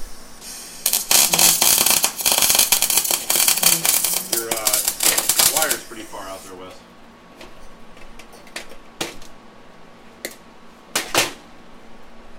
It is warm in here. Joe, the below average welder, made a very nice comment about me. I doubt that. Thanks, Joe, the below average welder. Joe, the below average welder is a friend of ours. Or it was, until that comment. Thank you, Joe.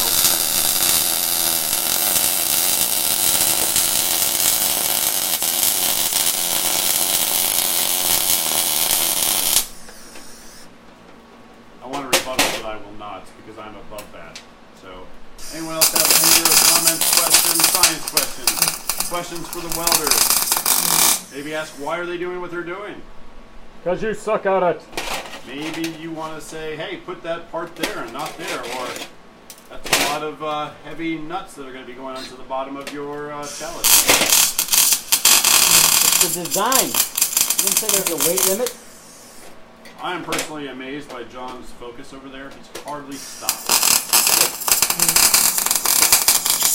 That means he's good at it. Whew. It's West though. Warm it is. Can they use their nameplates in the goblets? Great question. The answer is no. They can put their nameplate next to their goblet when they're done and let everyone know who the victor is. You can actually put their nameplate out near the camera so everyone can see who they're talking to. Hey, that's a good idea. I'm glad I thought of that. There we go. Can you see that? You see it burning my gloves. Except that you're VCA and you're Island Man or whatever. I might know a few two parts over here. Great question though, Joe, the below average welder. Definitely got some leaking issues. And yes, I'm eating chips, don't judge me. Welding. Welding. Stop. Apparently not. Oh, hey.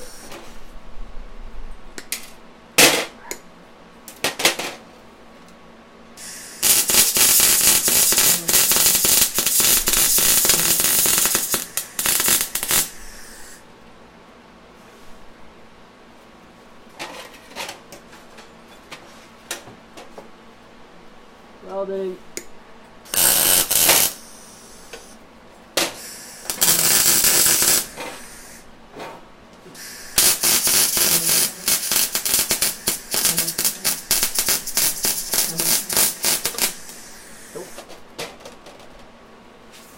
Great question from Welding. Joe, the below average welder. Is it safe to look at the arc through the monitor? And the answer is yes. Absolutely. Your monitor can only create so many photons, and it's not going to be creating UV ones anytime soon. So So absolutely. Otherwise, we would be constantly blinding people on the YouTube channel, so, or on the Twitch channel.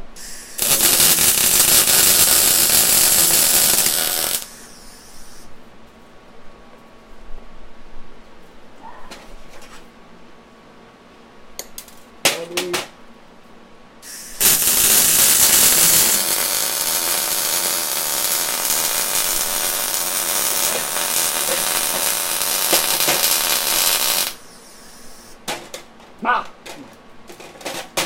Aha! Not dropping anything else.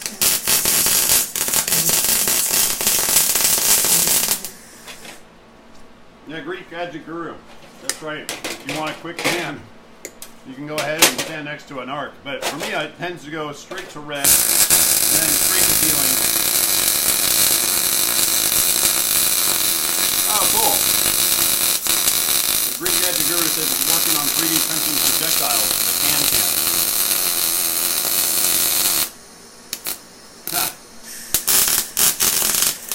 So, Albert, Greek Gadget Guru asks, you know the legality of firing blank rounds in a suburban area? I don't know that legality there, Greek Gadget Guru. You know what they say, you should ask for forgiveness, not permission? I think in this case, you might want to find that one out. That one I don't know. But I appreciate the moxie on that. Gee, that's a good point. When my last car that I had, I wanted to give it a Viking bearing. Oh yeah?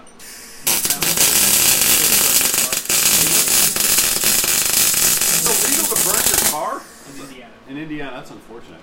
So not in the city, but in the neighborhood. I don't know, Greek Gadget Guru. I mean, like in Arizona, where we've done some of our training in the past, you can literally, I think, fire a shot wherever you want. It's probably, surely out in the wilderness somewhere. I bet around here you can find places where you can do that. In parks or something, maybe? I don't know. That's a good question. I don't think the park would be good. Yeah, I know. I totally get it. Video blasting, probably all this stuff. Just say your cannon is backfiring.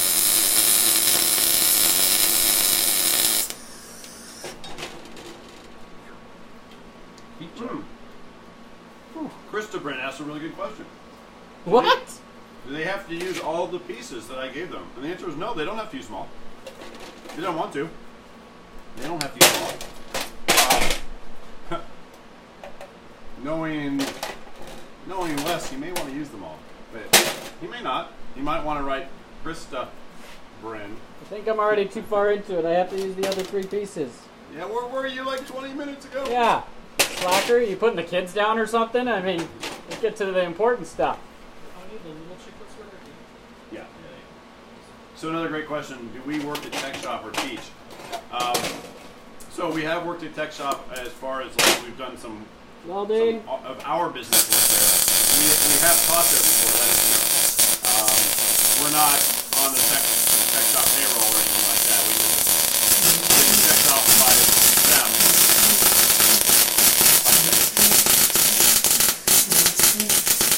Sorry, I'm trying to maybe just see if I can get this closer.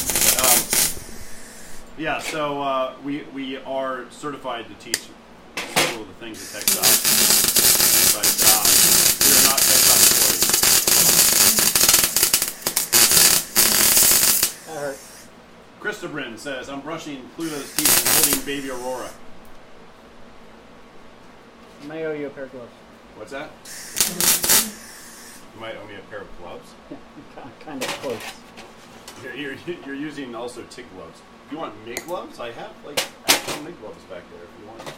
These are comfortable. Also, that's really hot. Be careful. The answer is not get different gloves. The answer is don't touch this super hot metal. Idiot. Lovely. So, Greek Gadget Guru, hopefully that answered your question. We are setting up our own makerspace. A little bit different than Tech Shops. Our model will be project-centric teaching and memberships and equipment usage will be secondary for them all. It'll be all based on learning to do things like this, building things, making projects, making products. So that's where our focus will be.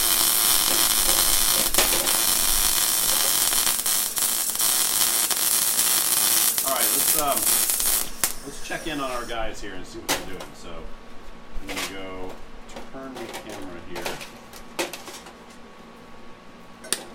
Let's go check in on Wes and John. Nothing.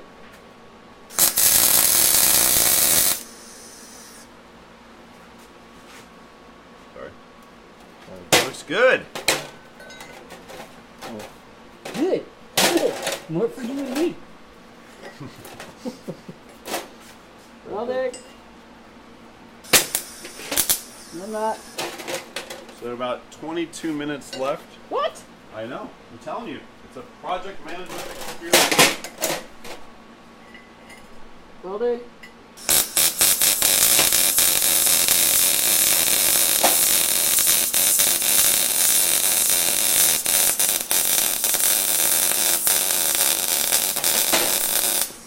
Christy Brennan would like to know, or like to ask a question. Taylor would like to know how they got the metal to stand up on its own. Exactly. You want to explain? It's like a Lego that you build, buddy. You're building a house with Legos, only it's with metal.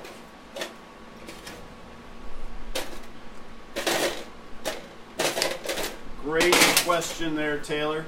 The answer, very simply, it's like glue. They're kind of gluing the metal together, but they're using the metal to do it.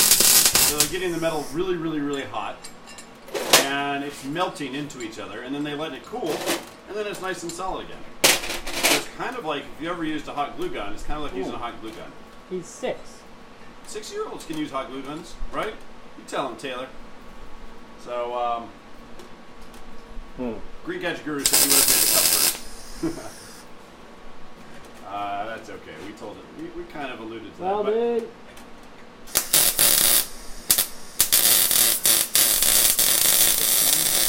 What's that? 20 minutes. Yep. 20-minute mark. I'm going to post it as the 20-minute mark. I forgot the 30-minute mark, so I'm going to post it. Yeah, I feel like we're giving it 10 minutes. Nope. Well, dude. Well, dude.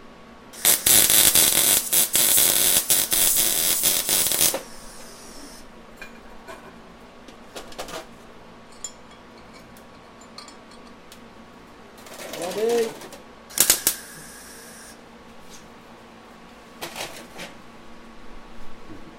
All right. Any other questions out there? Taylor, Welding. Taylor specifically, any cool questions about welding?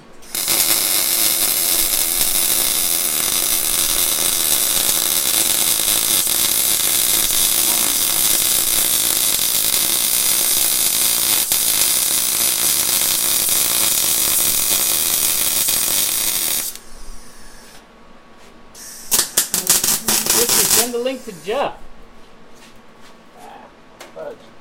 Send the link Boy, to once Jeff. you weld it on, it kind of stuck there. Darn it.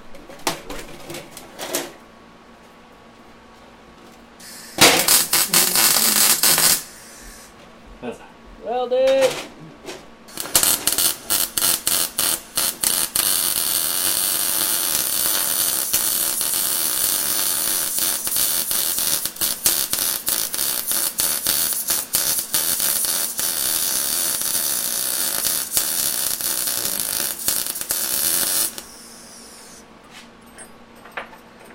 Well, dude.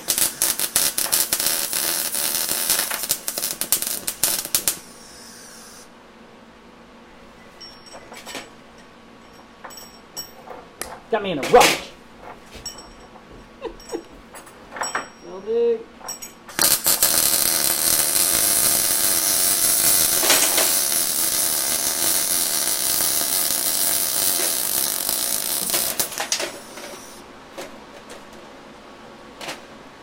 Well, dude.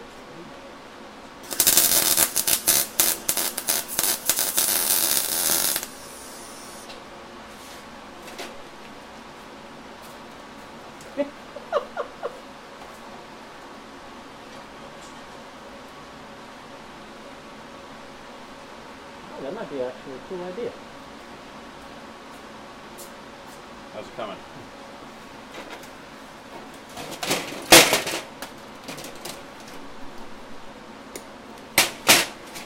Well,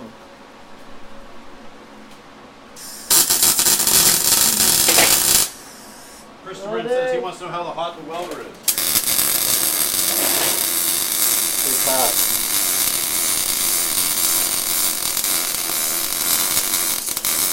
Well, it gets pretty hot there, Taylor. The only way I can, I'm trying to give you a way that you might be able to understand it. Nope. But the arc that is being made at the very tip of that welder is about between 4,000 and 6,000 degrees Celsius. 4,000 and 6,000, let's call it 5,000 in the middle of that, 5,000 degrees Celsius. That's really, really hot. That's almost as hot as the surface, the very surface of the sun. Can you believe that? The surface of the sun is around 5,000 to 8,000 degrees Celsius. So that's how hot his welder is getting. Now the metal gets really hot too. Right at that point, it's not quite that hot, and then it falls off as it gets, you know, as you move throughout the metal. But it gets really, really hot. It gets glowing red, actually, at certain points. So at the end, when he's done welding, that will still be 1,000 degrees Celsius, which is really hot, which is 10 times hotter than it takes to boil water. About that one. Shite. I didn't think about that. Hey, Rude 4100. If you're just tuning in, we are trying to make goblets hold water from square pieces of steel. A competition. Whoever can hold the most, and 15 minutes from now wins. And there's also style points. So we're gonna have a vote here in a minute, and when they're done, we can all see how they're doing. So 15-minute warning for both of you guys. So Rude 4100, stick around. You will see us test their welding ability. By the way, they just learned to weld today, like an hour ago. So we'll see how they do. There could be another thing. As we take the goblet, throw it on the air, when it lands on something, how many parts does it break it? We should have a breaking. Albert Vega recommends a breaking part of the challenge, where whoever wins and we throw it in the air, and if it shatters into pieces, the fewest pieces wins, like golf. Like golf.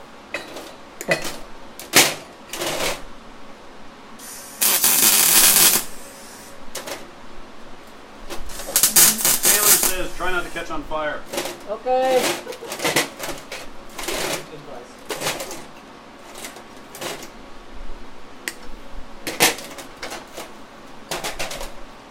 You guys are missing out. My homemade hummus. I wish I could share it with you all. Right? It's Well, dude. my own recipe.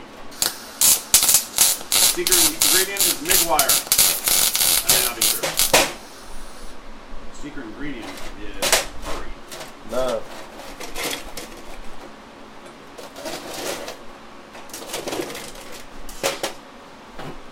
All right, Well, let's go see how these guys are doing here.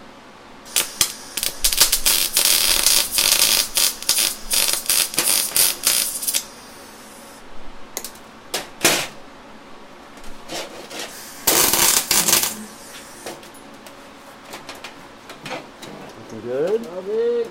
Looking good.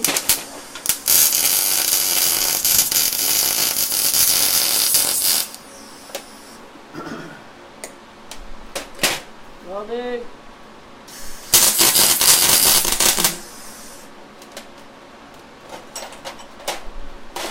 What do you think, C? I think I'm gonna. I'm sorry, let's put it back on. Let's put it back on these guys. We're getting into the final moments here. You guys can see that. We're getting ready to put on their pieces of flare now. You guys can. Okay, what is it? 27? What's the number of pieces of flare? 32 pieces of flare? 27. 27? 27.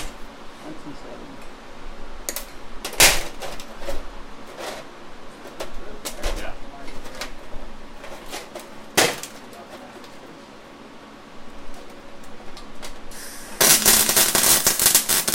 you didn't say welding.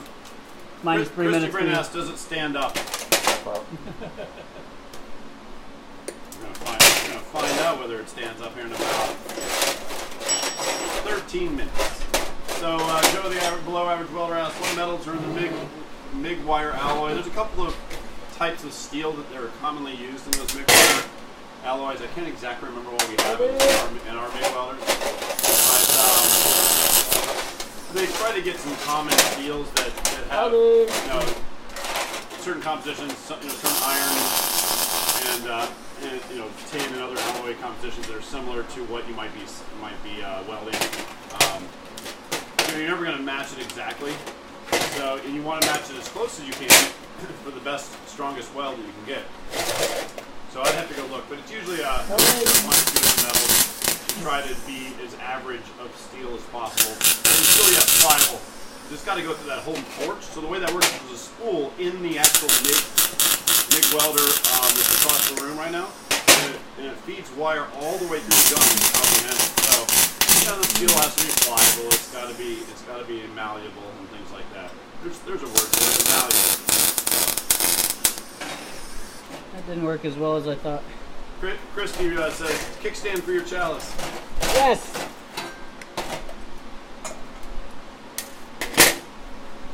How much time we got?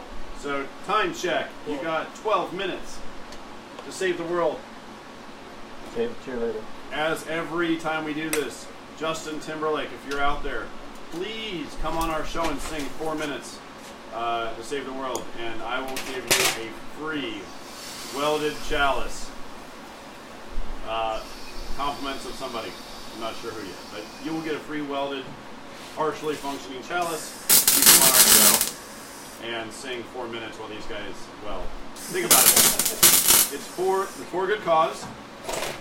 We're a non-profit, so we're trying to help people weld and learn other technology type areas like 3D printing and electronics and Arduino and Raspberry Pi and laser cutting. Reaching out to, right?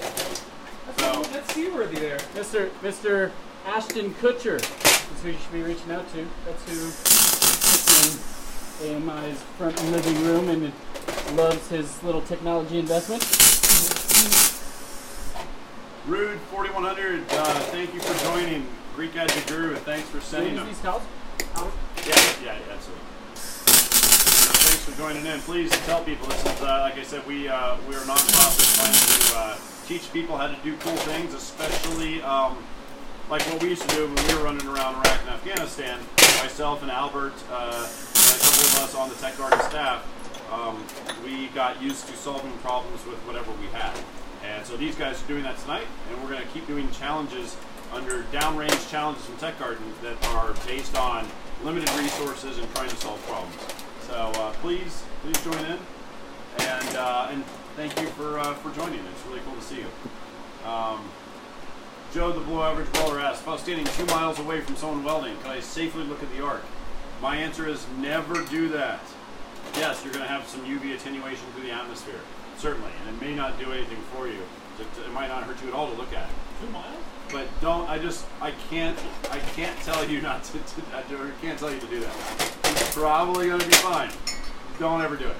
2 miles. You're 93 million miles away from the sun, and it still hurts your eyes. The sun's a big burning ball of gas. It's a big burning ball of gas. I'm just saying. I can't condone looking at it at 2 miles. So probably fine because of the attenuation through the atmosphere, but I'm not going to say yes. Greek Gadget Guru. For your mask. So what we were going to do is we were going to stream it, and so we were going to stream it with stuff we had on hand. We needed to start with a mask structure, and so Greek Gadget Guru was asking about the mask that we were talking about building. And so what we were going to do is we wanted elements of the different types of tech that you might be working with. So we were going to have some welded elements on it, some 3D printed elements on it, some light and electronics on it. And so because you can't really live stream a large CAD file printing, it would make for terrible TV. We thought we would do something where we could live stream making it, and then it would be iteration number 1. So then we would iterate, and so it would be more of a theme. So you would constantly get upgrades to your mask. Maybe not constantly, but once in a while you get upgrades to your mask.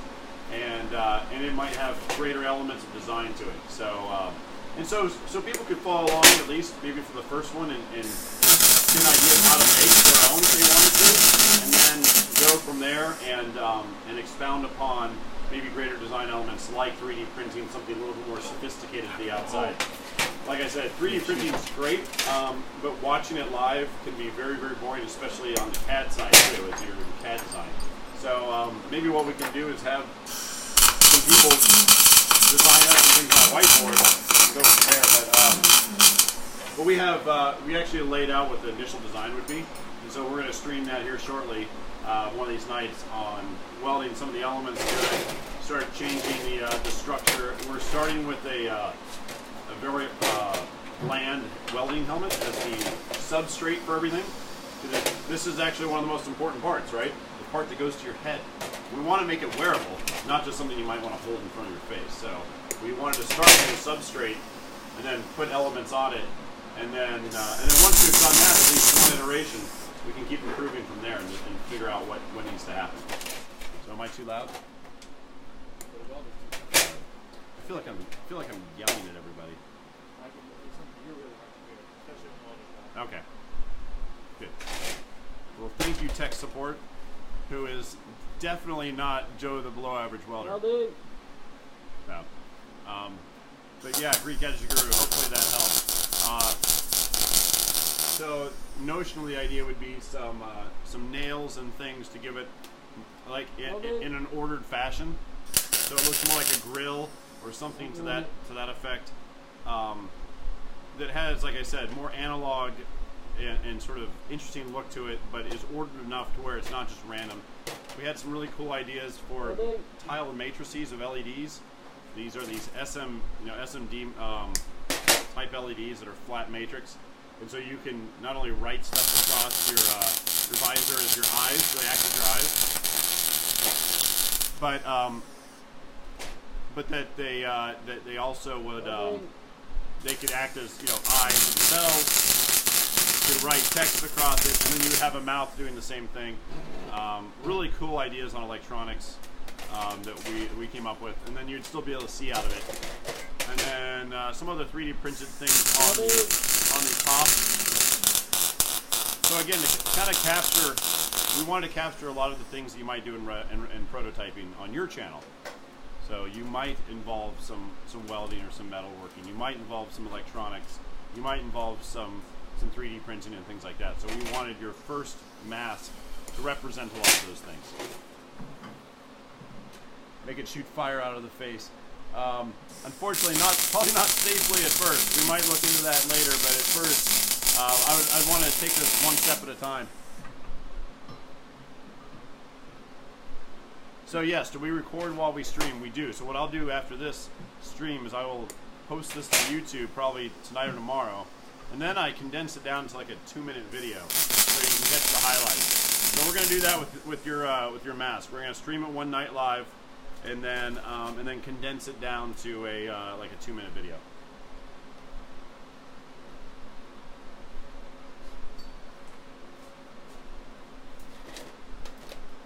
Oh, I haven't seen. Is that YouTube video you're sending me? Someone who made a mask that shoots fire out. We'll have to check that out. It's not a hard thing to do. We just might want to stepwise it. That's always something you can add later. Oh, did you get yourself a little toasty there, Wes? Got me. All right, burning. 5 minutes left. Sorry. 5-minute warning, did I just hear? 5-minute warning. Wherever that glove went, it was on fire inside my hand. It's over there. Are you breaking my nice sheepskin gloves? Spark in the glove. Sparking. How much time? 7 minutes? 4.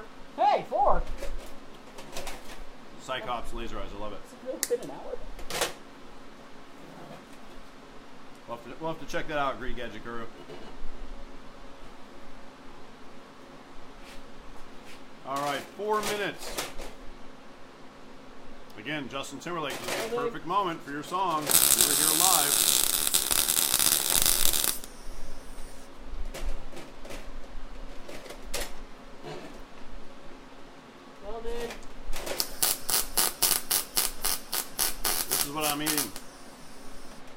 super awesome hummus. You guys are missing out. You all could be here. You would enjoy homemade hummus. All right, let's check these guys out. And the last approach here. Final approach. Final countdown, if you will. I think it's ugly but effective.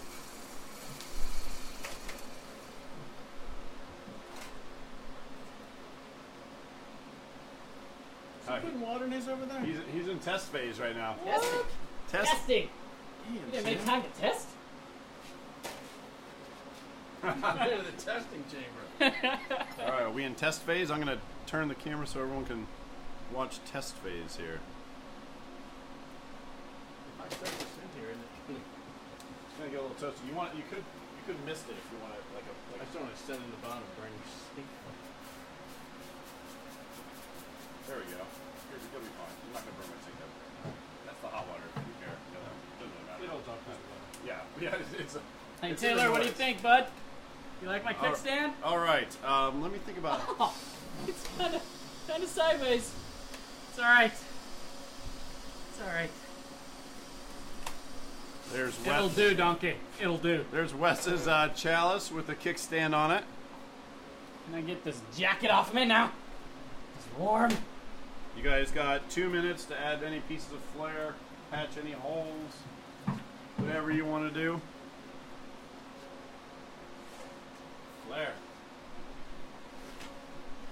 Yeah, Greek Gadget Yeah, Guru. We get off stream the over table. Wi-Fi.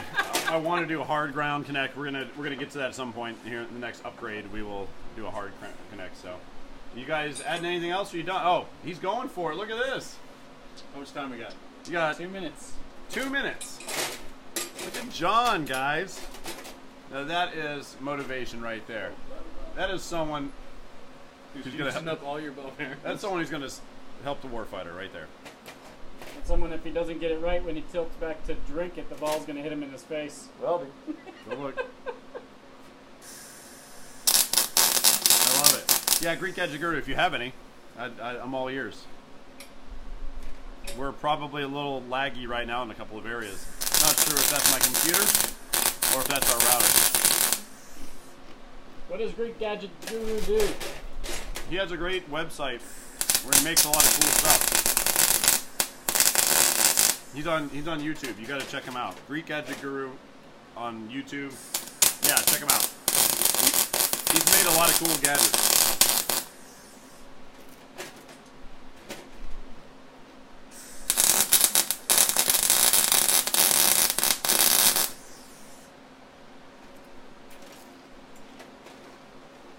all right. 1 minute.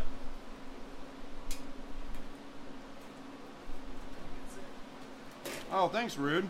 That's awesome. It says our Wi-Fi is running strong. I have absolutely no lag. That's awesome. Thanks for telling us that. We stress about it. Kickstand. Good call. All right. You got the same like a little action with the crossbow. Or the, Time is Yeah. up. That'll work. So, all right. Nice. So what I'd like to do is have you guys have a seat and explain to the audience here. First off, is everything cool? Yeah. Probably not. So explain to the audience here sort of what your design thought was, how you started, and I'll turn the audio up so you guys can hear. Let me turn this fan down a little bit. Woo. A little warm under the helmet. So, Wes, can you tell everyone, and speak into that mic if you can, I'll try to turn you up, how you approached it, what your thoughts were? All right, so I was trying to figure out a clever design for the stand, and just to use the pieces over here, but I noticed that all the pieces weren't the same size other than the nuts and screws. So, Oops. so I tried to do just like a flip of the nuts, you know, to try to figure that out, and weld those together.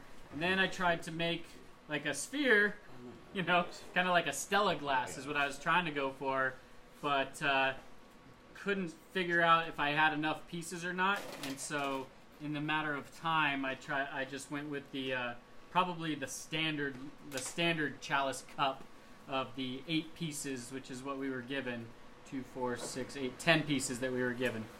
So yeah, and then once I got the cup onto it, I quickly realized that it was off balance and that the bottom of my Still pretty warm.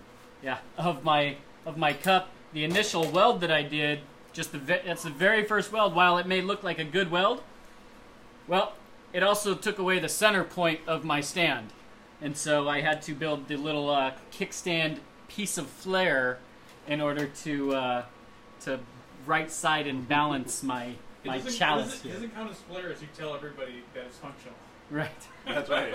Yeah, it's not flare if it is needed. Oh no, I completely envision that you can kick it up when needed, though that's not going to happen. But that was my thought process. No, it works well in the dishwasher. And then if you saw me earlier, I made this accidental bubble over here, and I was like, oh, I can add like some, like bubble beads up, which is what you were talking about earlier. And so I tried to do that, and instead of like building the beads up, I just kept on taking the welder up, and so my line just kept getting bigger, and it started to drill a hole in it, and so I had to fix that, and figured out that there was going to be no more flare included in this one. I was looking at putting some of the ball bearings inside of these, but then I figured that took away from some of the cool design factor, Then I was thinking about putting a couple of balls on the outside, and with the kickstand, I didn't figure that was proper for the YouTube channel. After I started thinking of what that design would look like, so Ridiculous. So here we are. Ridiculous. All right, thanks. Awesome. John, can you explain to everyone a little bit about your thought process there? I can, though. I realized an error I made in my flare application. Now that I understand the real definition of flare, not just being on Susan Aniston. I was Susan Aniston? Jennifer Aniston. Jennifer. It's not like my wife is named Jennifer. So like Wes, I couldn't think of another way to get more volume out of the pieces, but I suspect that there is a way, just because there has to be. But where I think I made a tactical error, I had the same issue as Wes, of course, with the bottom weld, and I attempted, of course, all my welds, I went over them all to make them extra thick, so they just look a little ugly, but it's going to hold water. But at the end, when my flare attempt was a major error. What I really should have done was turn it over and put them on this side, because then I'd have had 4 feet.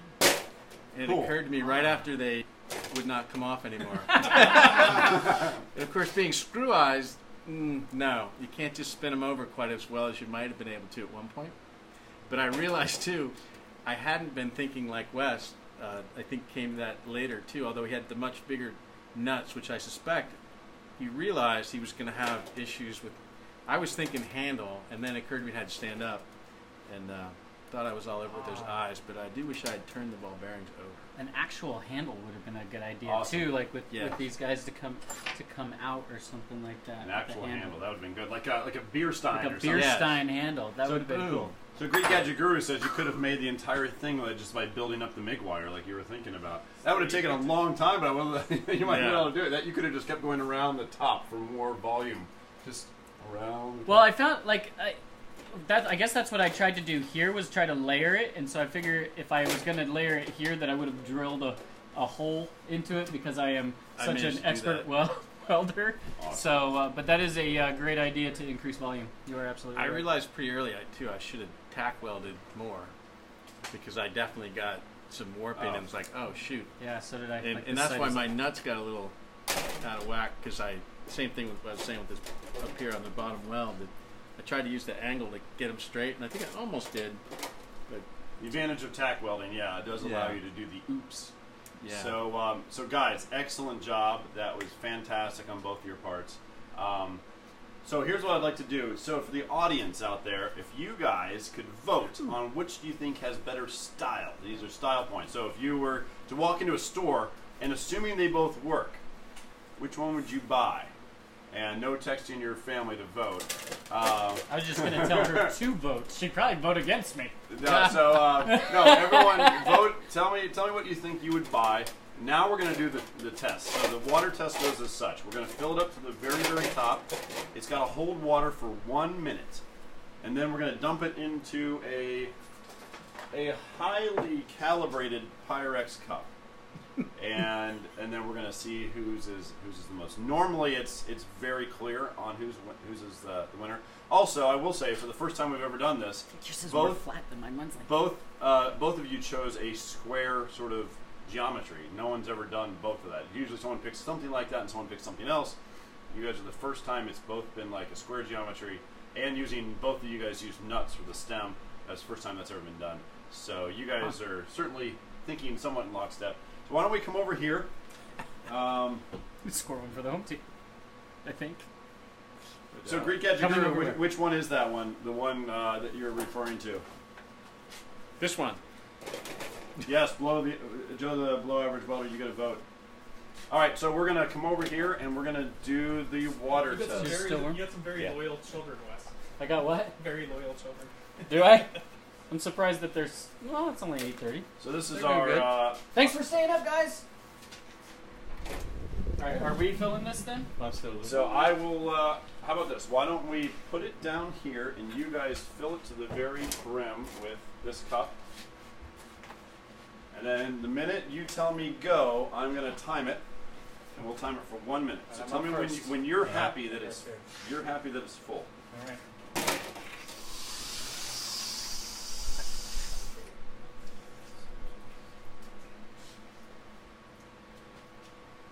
Oh, dripping, dripping. Already? You gotta move to the side a little bit so everyone can see you there. Sorry, they can see not the really good good. side. So tell me when to start.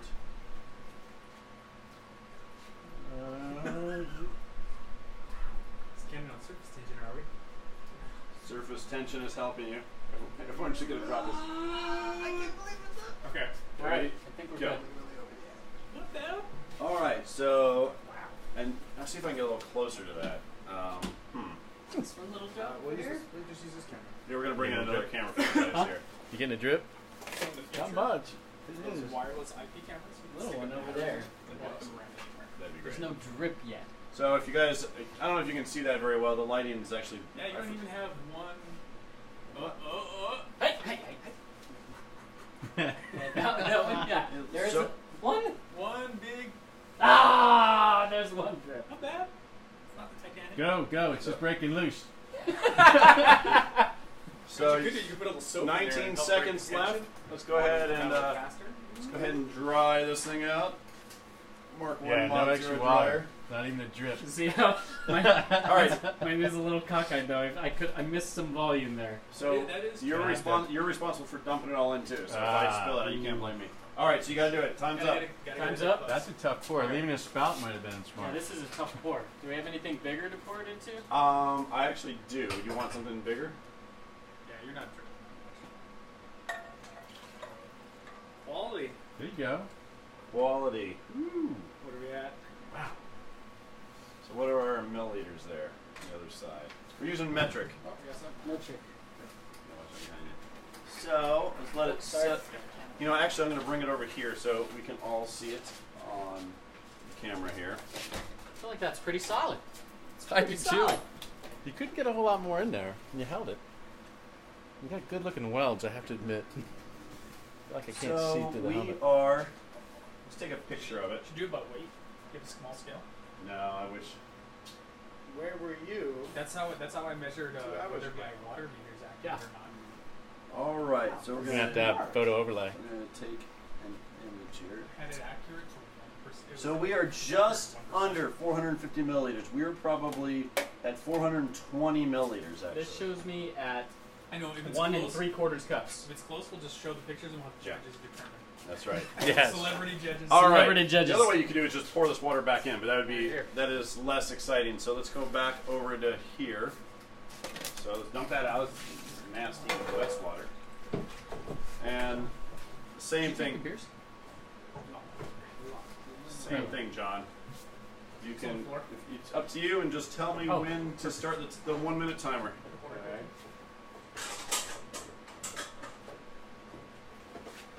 I guess I'm Thanks, man.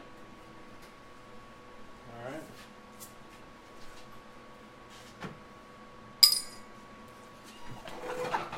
It's good for other things.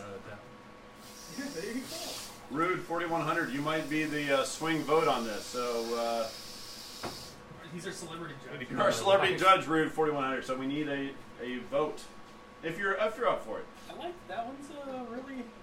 He's got your beat on. I know. His is more straight. It's a little more stable, yeah. I feel like it's gonna leak. I would see it. Oh, it's on one drip. Tell me when to start it. But like he's also going Right over up. the edge there. Yeah, 1 minute has started. He has used his whole cup. Now that's maximized. Oh, it's already dripping. Switch there. That's the It's challenge. already It's dripping. moving slow. Whoa! Don't drip like that. That's 2.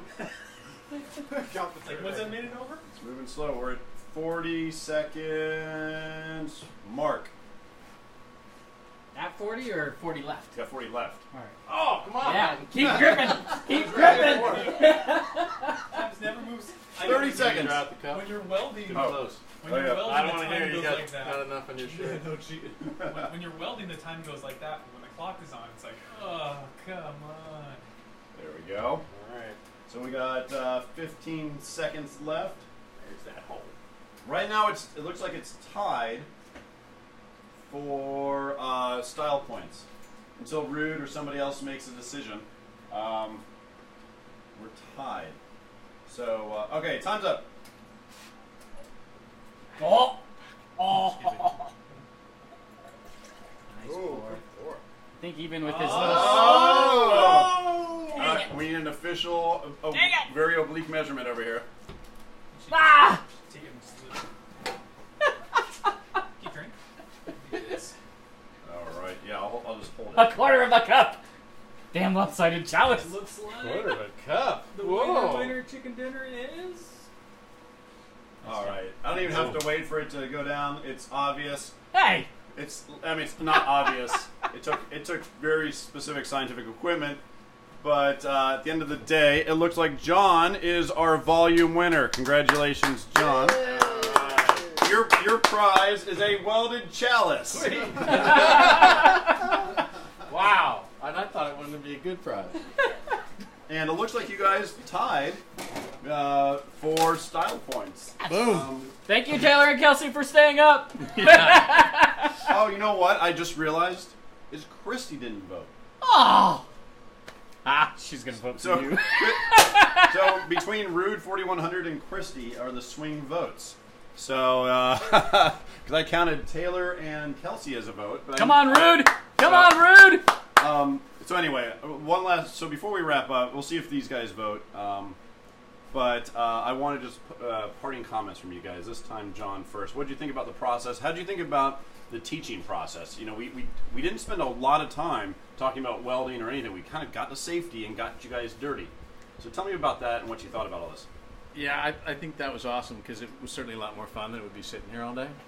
And as you're doing it, you're thinking I was thinking of the things I could be doing better if. Yeah. And, but more than anything, I was thinking, get it done. Yep. You know, get it done, don't have it leak. But yeah, it was much more fun to just get right to it. No doubt about it. It was definitely much more fun. And like I said, I feel like I learned just enough that, other than the gas part. And now I understand completely why that welder that I bought my stepfather from Northern Tool some years ago, or actually from the other one that you always see that is the knockoff place, why we could never use it. Oh, yeah. No gas! So some of the MIG welders can use flux cord wire, which means they actually have a flux in the middle of the wire, and as you apply the heat to it, it ablates that material, and it creates a micro little sphere of gas. And so you don't need gas for those, but usually the welds are very splattery. They're a and little bit dirtier. And then, It's a little dirty down here. It's all the material, but you can scrub it up with a brush, and you know it works because sometimes when we traveled, we didn't have gas to take with us. We just had the flux cord wire. We just had to go. Interesting. The setup's Yeah, a little very bit cool. Setup's a little bit different in the machine, but So you actually can weld without gas, but it's so much nicer to have gas. Yeah, So I can cool. see that. That's great. I'm Very glad cool. I'm glad you learned, and you certainly got better. I just kept looking at your welds, and they just got better and better and better. And it was cool. 2 minutes to go, you felt confident enough to grab those ball bearings and put them in. Like that tells me everything. And you know the enemy of better is good, or good is better, right? So you got it done. And a lot of people have trouble with the time. So for those out there who think time management is an underrated skill. You were wrong. It is hard to manage the time. Like these guys were hustling from moment start to moment end. Well, looking back too, if I had put the ball bearings the other way, which I want to do, it might have been leaning more. Yeah. So it Yeah. might have been more stable, but it leaned just enough to push. Yeah, us over the top. tripod is kind Yeah, of it the way to was, get the greatest yeah. stability there. But It's nice. Yeah. but again, you could have had that off. So It's another interesting thought too. If you do have some tilt to it, with the tripod, you can correct for that line. Give yourself Right. almost like a little kitchen too. So Yes. Wes, your thoughts on the learning process on how this all went down? I agree with John. Like, you know, like going through tech school, like on F-16s, right? I could barely change the oil on my car, and now I know how to rip apart an F-16. OJT was definitely better than, you know, the book sessions, and so here, is nice just to kind of get into it. I found myself struggling a little bit on whether to do the smiley face or the line with the corners or the straight edges, or even like this corner tight / straight edge, however I wanted to do it. So, but other than that, I thought it was pretty good. I think I got all the crooked pieces, and John got all the straight ones. That's why mine's crooked. But no, My welder was broken. That's why my welds look like that. But no, I thought it was a good experience. I thought it Yeah, challenged very cool. you enough to, figure it out. And I also put a hole in my arm that, if you burn any hole, it automatically seals and doesn't bleed. But there is definitely a noticeable hole in my forearm here. That'll be a good little memory for you. Yeah. Good little memory of what not to do. It's in the bone. It's in the bone. That's gonna be our. I'm gonna keep that clip in for the fade the music out. It's in the bone. So, and I think you guys demonstrated the type of learning, because what you ended up doing, and we love teaching this way, is that you weren't thinking about the welding that much. You were thinking about how to solve the problem. And That's a so really a lot of good people get nervous about the welding. They try to perfect the weld. And really, if you want to become a certified welder, you should worry about the weld. But in these cases, you immediately forget about the welding side. You were talking a little bit about which way to do it, but essentially you kind of forget about it. And then you just solve the problem. Test go. And then what you do is you end up being a better welder. Like right now, you guys feel very confident, I bet, to pick up the welder and weld anything together. If you had to go make a table for yourselves at home, I bet you guys could feel confident doing that. I don't understand why at the end of this great competition you add to the honey-do list. That's right. Make a table. Make Well, table. Rude voted for the one that held the most water, and so That was the easy way out, Rude. That's the easy way out. so John wins. And I will say that for all the ones we've done for the leaking, you guys are the two best at the leaking. We almost always have like drip, drip, drip, drip, and we're like, come on, let's go. And both you guys were fantastic. That's normally what I say is it doesn't really matter what the geometry is because almost everyone leaks. You guys actually came down to kind of maximizing the geometry. So, and John, you held the most water of anyone we've ever done. Boom! Top to top. Nice. It was It flat. It was A flat That was- pool. Yeah, It was I good. think that was one of the key It was components. that key little adjustment I made So- to the bolts. So I'm going to take a picture there as our thing to beat right there. That's our amount to Sweet. beat. So Rude says, ha ha ha, I'm sorry. So to you, You're Wes. rude. You're so right at the time, though, and exactly what you said. I started focusing on the problem, not on anything other than it can't leak. Doesn't matter what it looks like, and that really did matter. That's funny. Yeah. It's true. That's great. Well, great job, guys. I'm going to sign off here. For all those people that tuned in, especially for those that stayed on the entire time, thank you so much. As we try to grow this, the nonprofit needs the viewers, so please like our page. Go to the YouTube channel that we have set up at Tech Garden, YouTube Tech Garden. Go to our techgarden.org website. Please pass the word, spread the word, tell people about it. This is the type of stuff we want to keep doing. This costs money for us to do, so we would love to have donations. But most importantly from you guys, the more viewers, the better. So please visit our website. Also, for those who are Greek Gadget Guru fans, please visit his website on YouTube as well. He's doing amazing things, and we're going to be working with him to build him a new mask. So if you see his mask that he's using in those videos, we're going to build him a new one. So check out his website. Thanks for everyone tuning in. And until next time, our next stream is 10:30 Wednesday morning. It's geared more for students and kids, but we're also going to be messing with vortex cannons. So you got to join in. We have a smoke machine. We're going to be making smoke rings, and we're trying to knock Joe and Albert down with smoke cannons. So you guys got to join in. So 10:30 Wednesday morning Eastern Standard Time. Join us, Vortex Cannon Golf. All right. Any comments from you guys? Good night. No, Thanks thank a you. lot. It was awesome. Appreciate All right, it. everyone. Take care. Good night. We'll see you soon.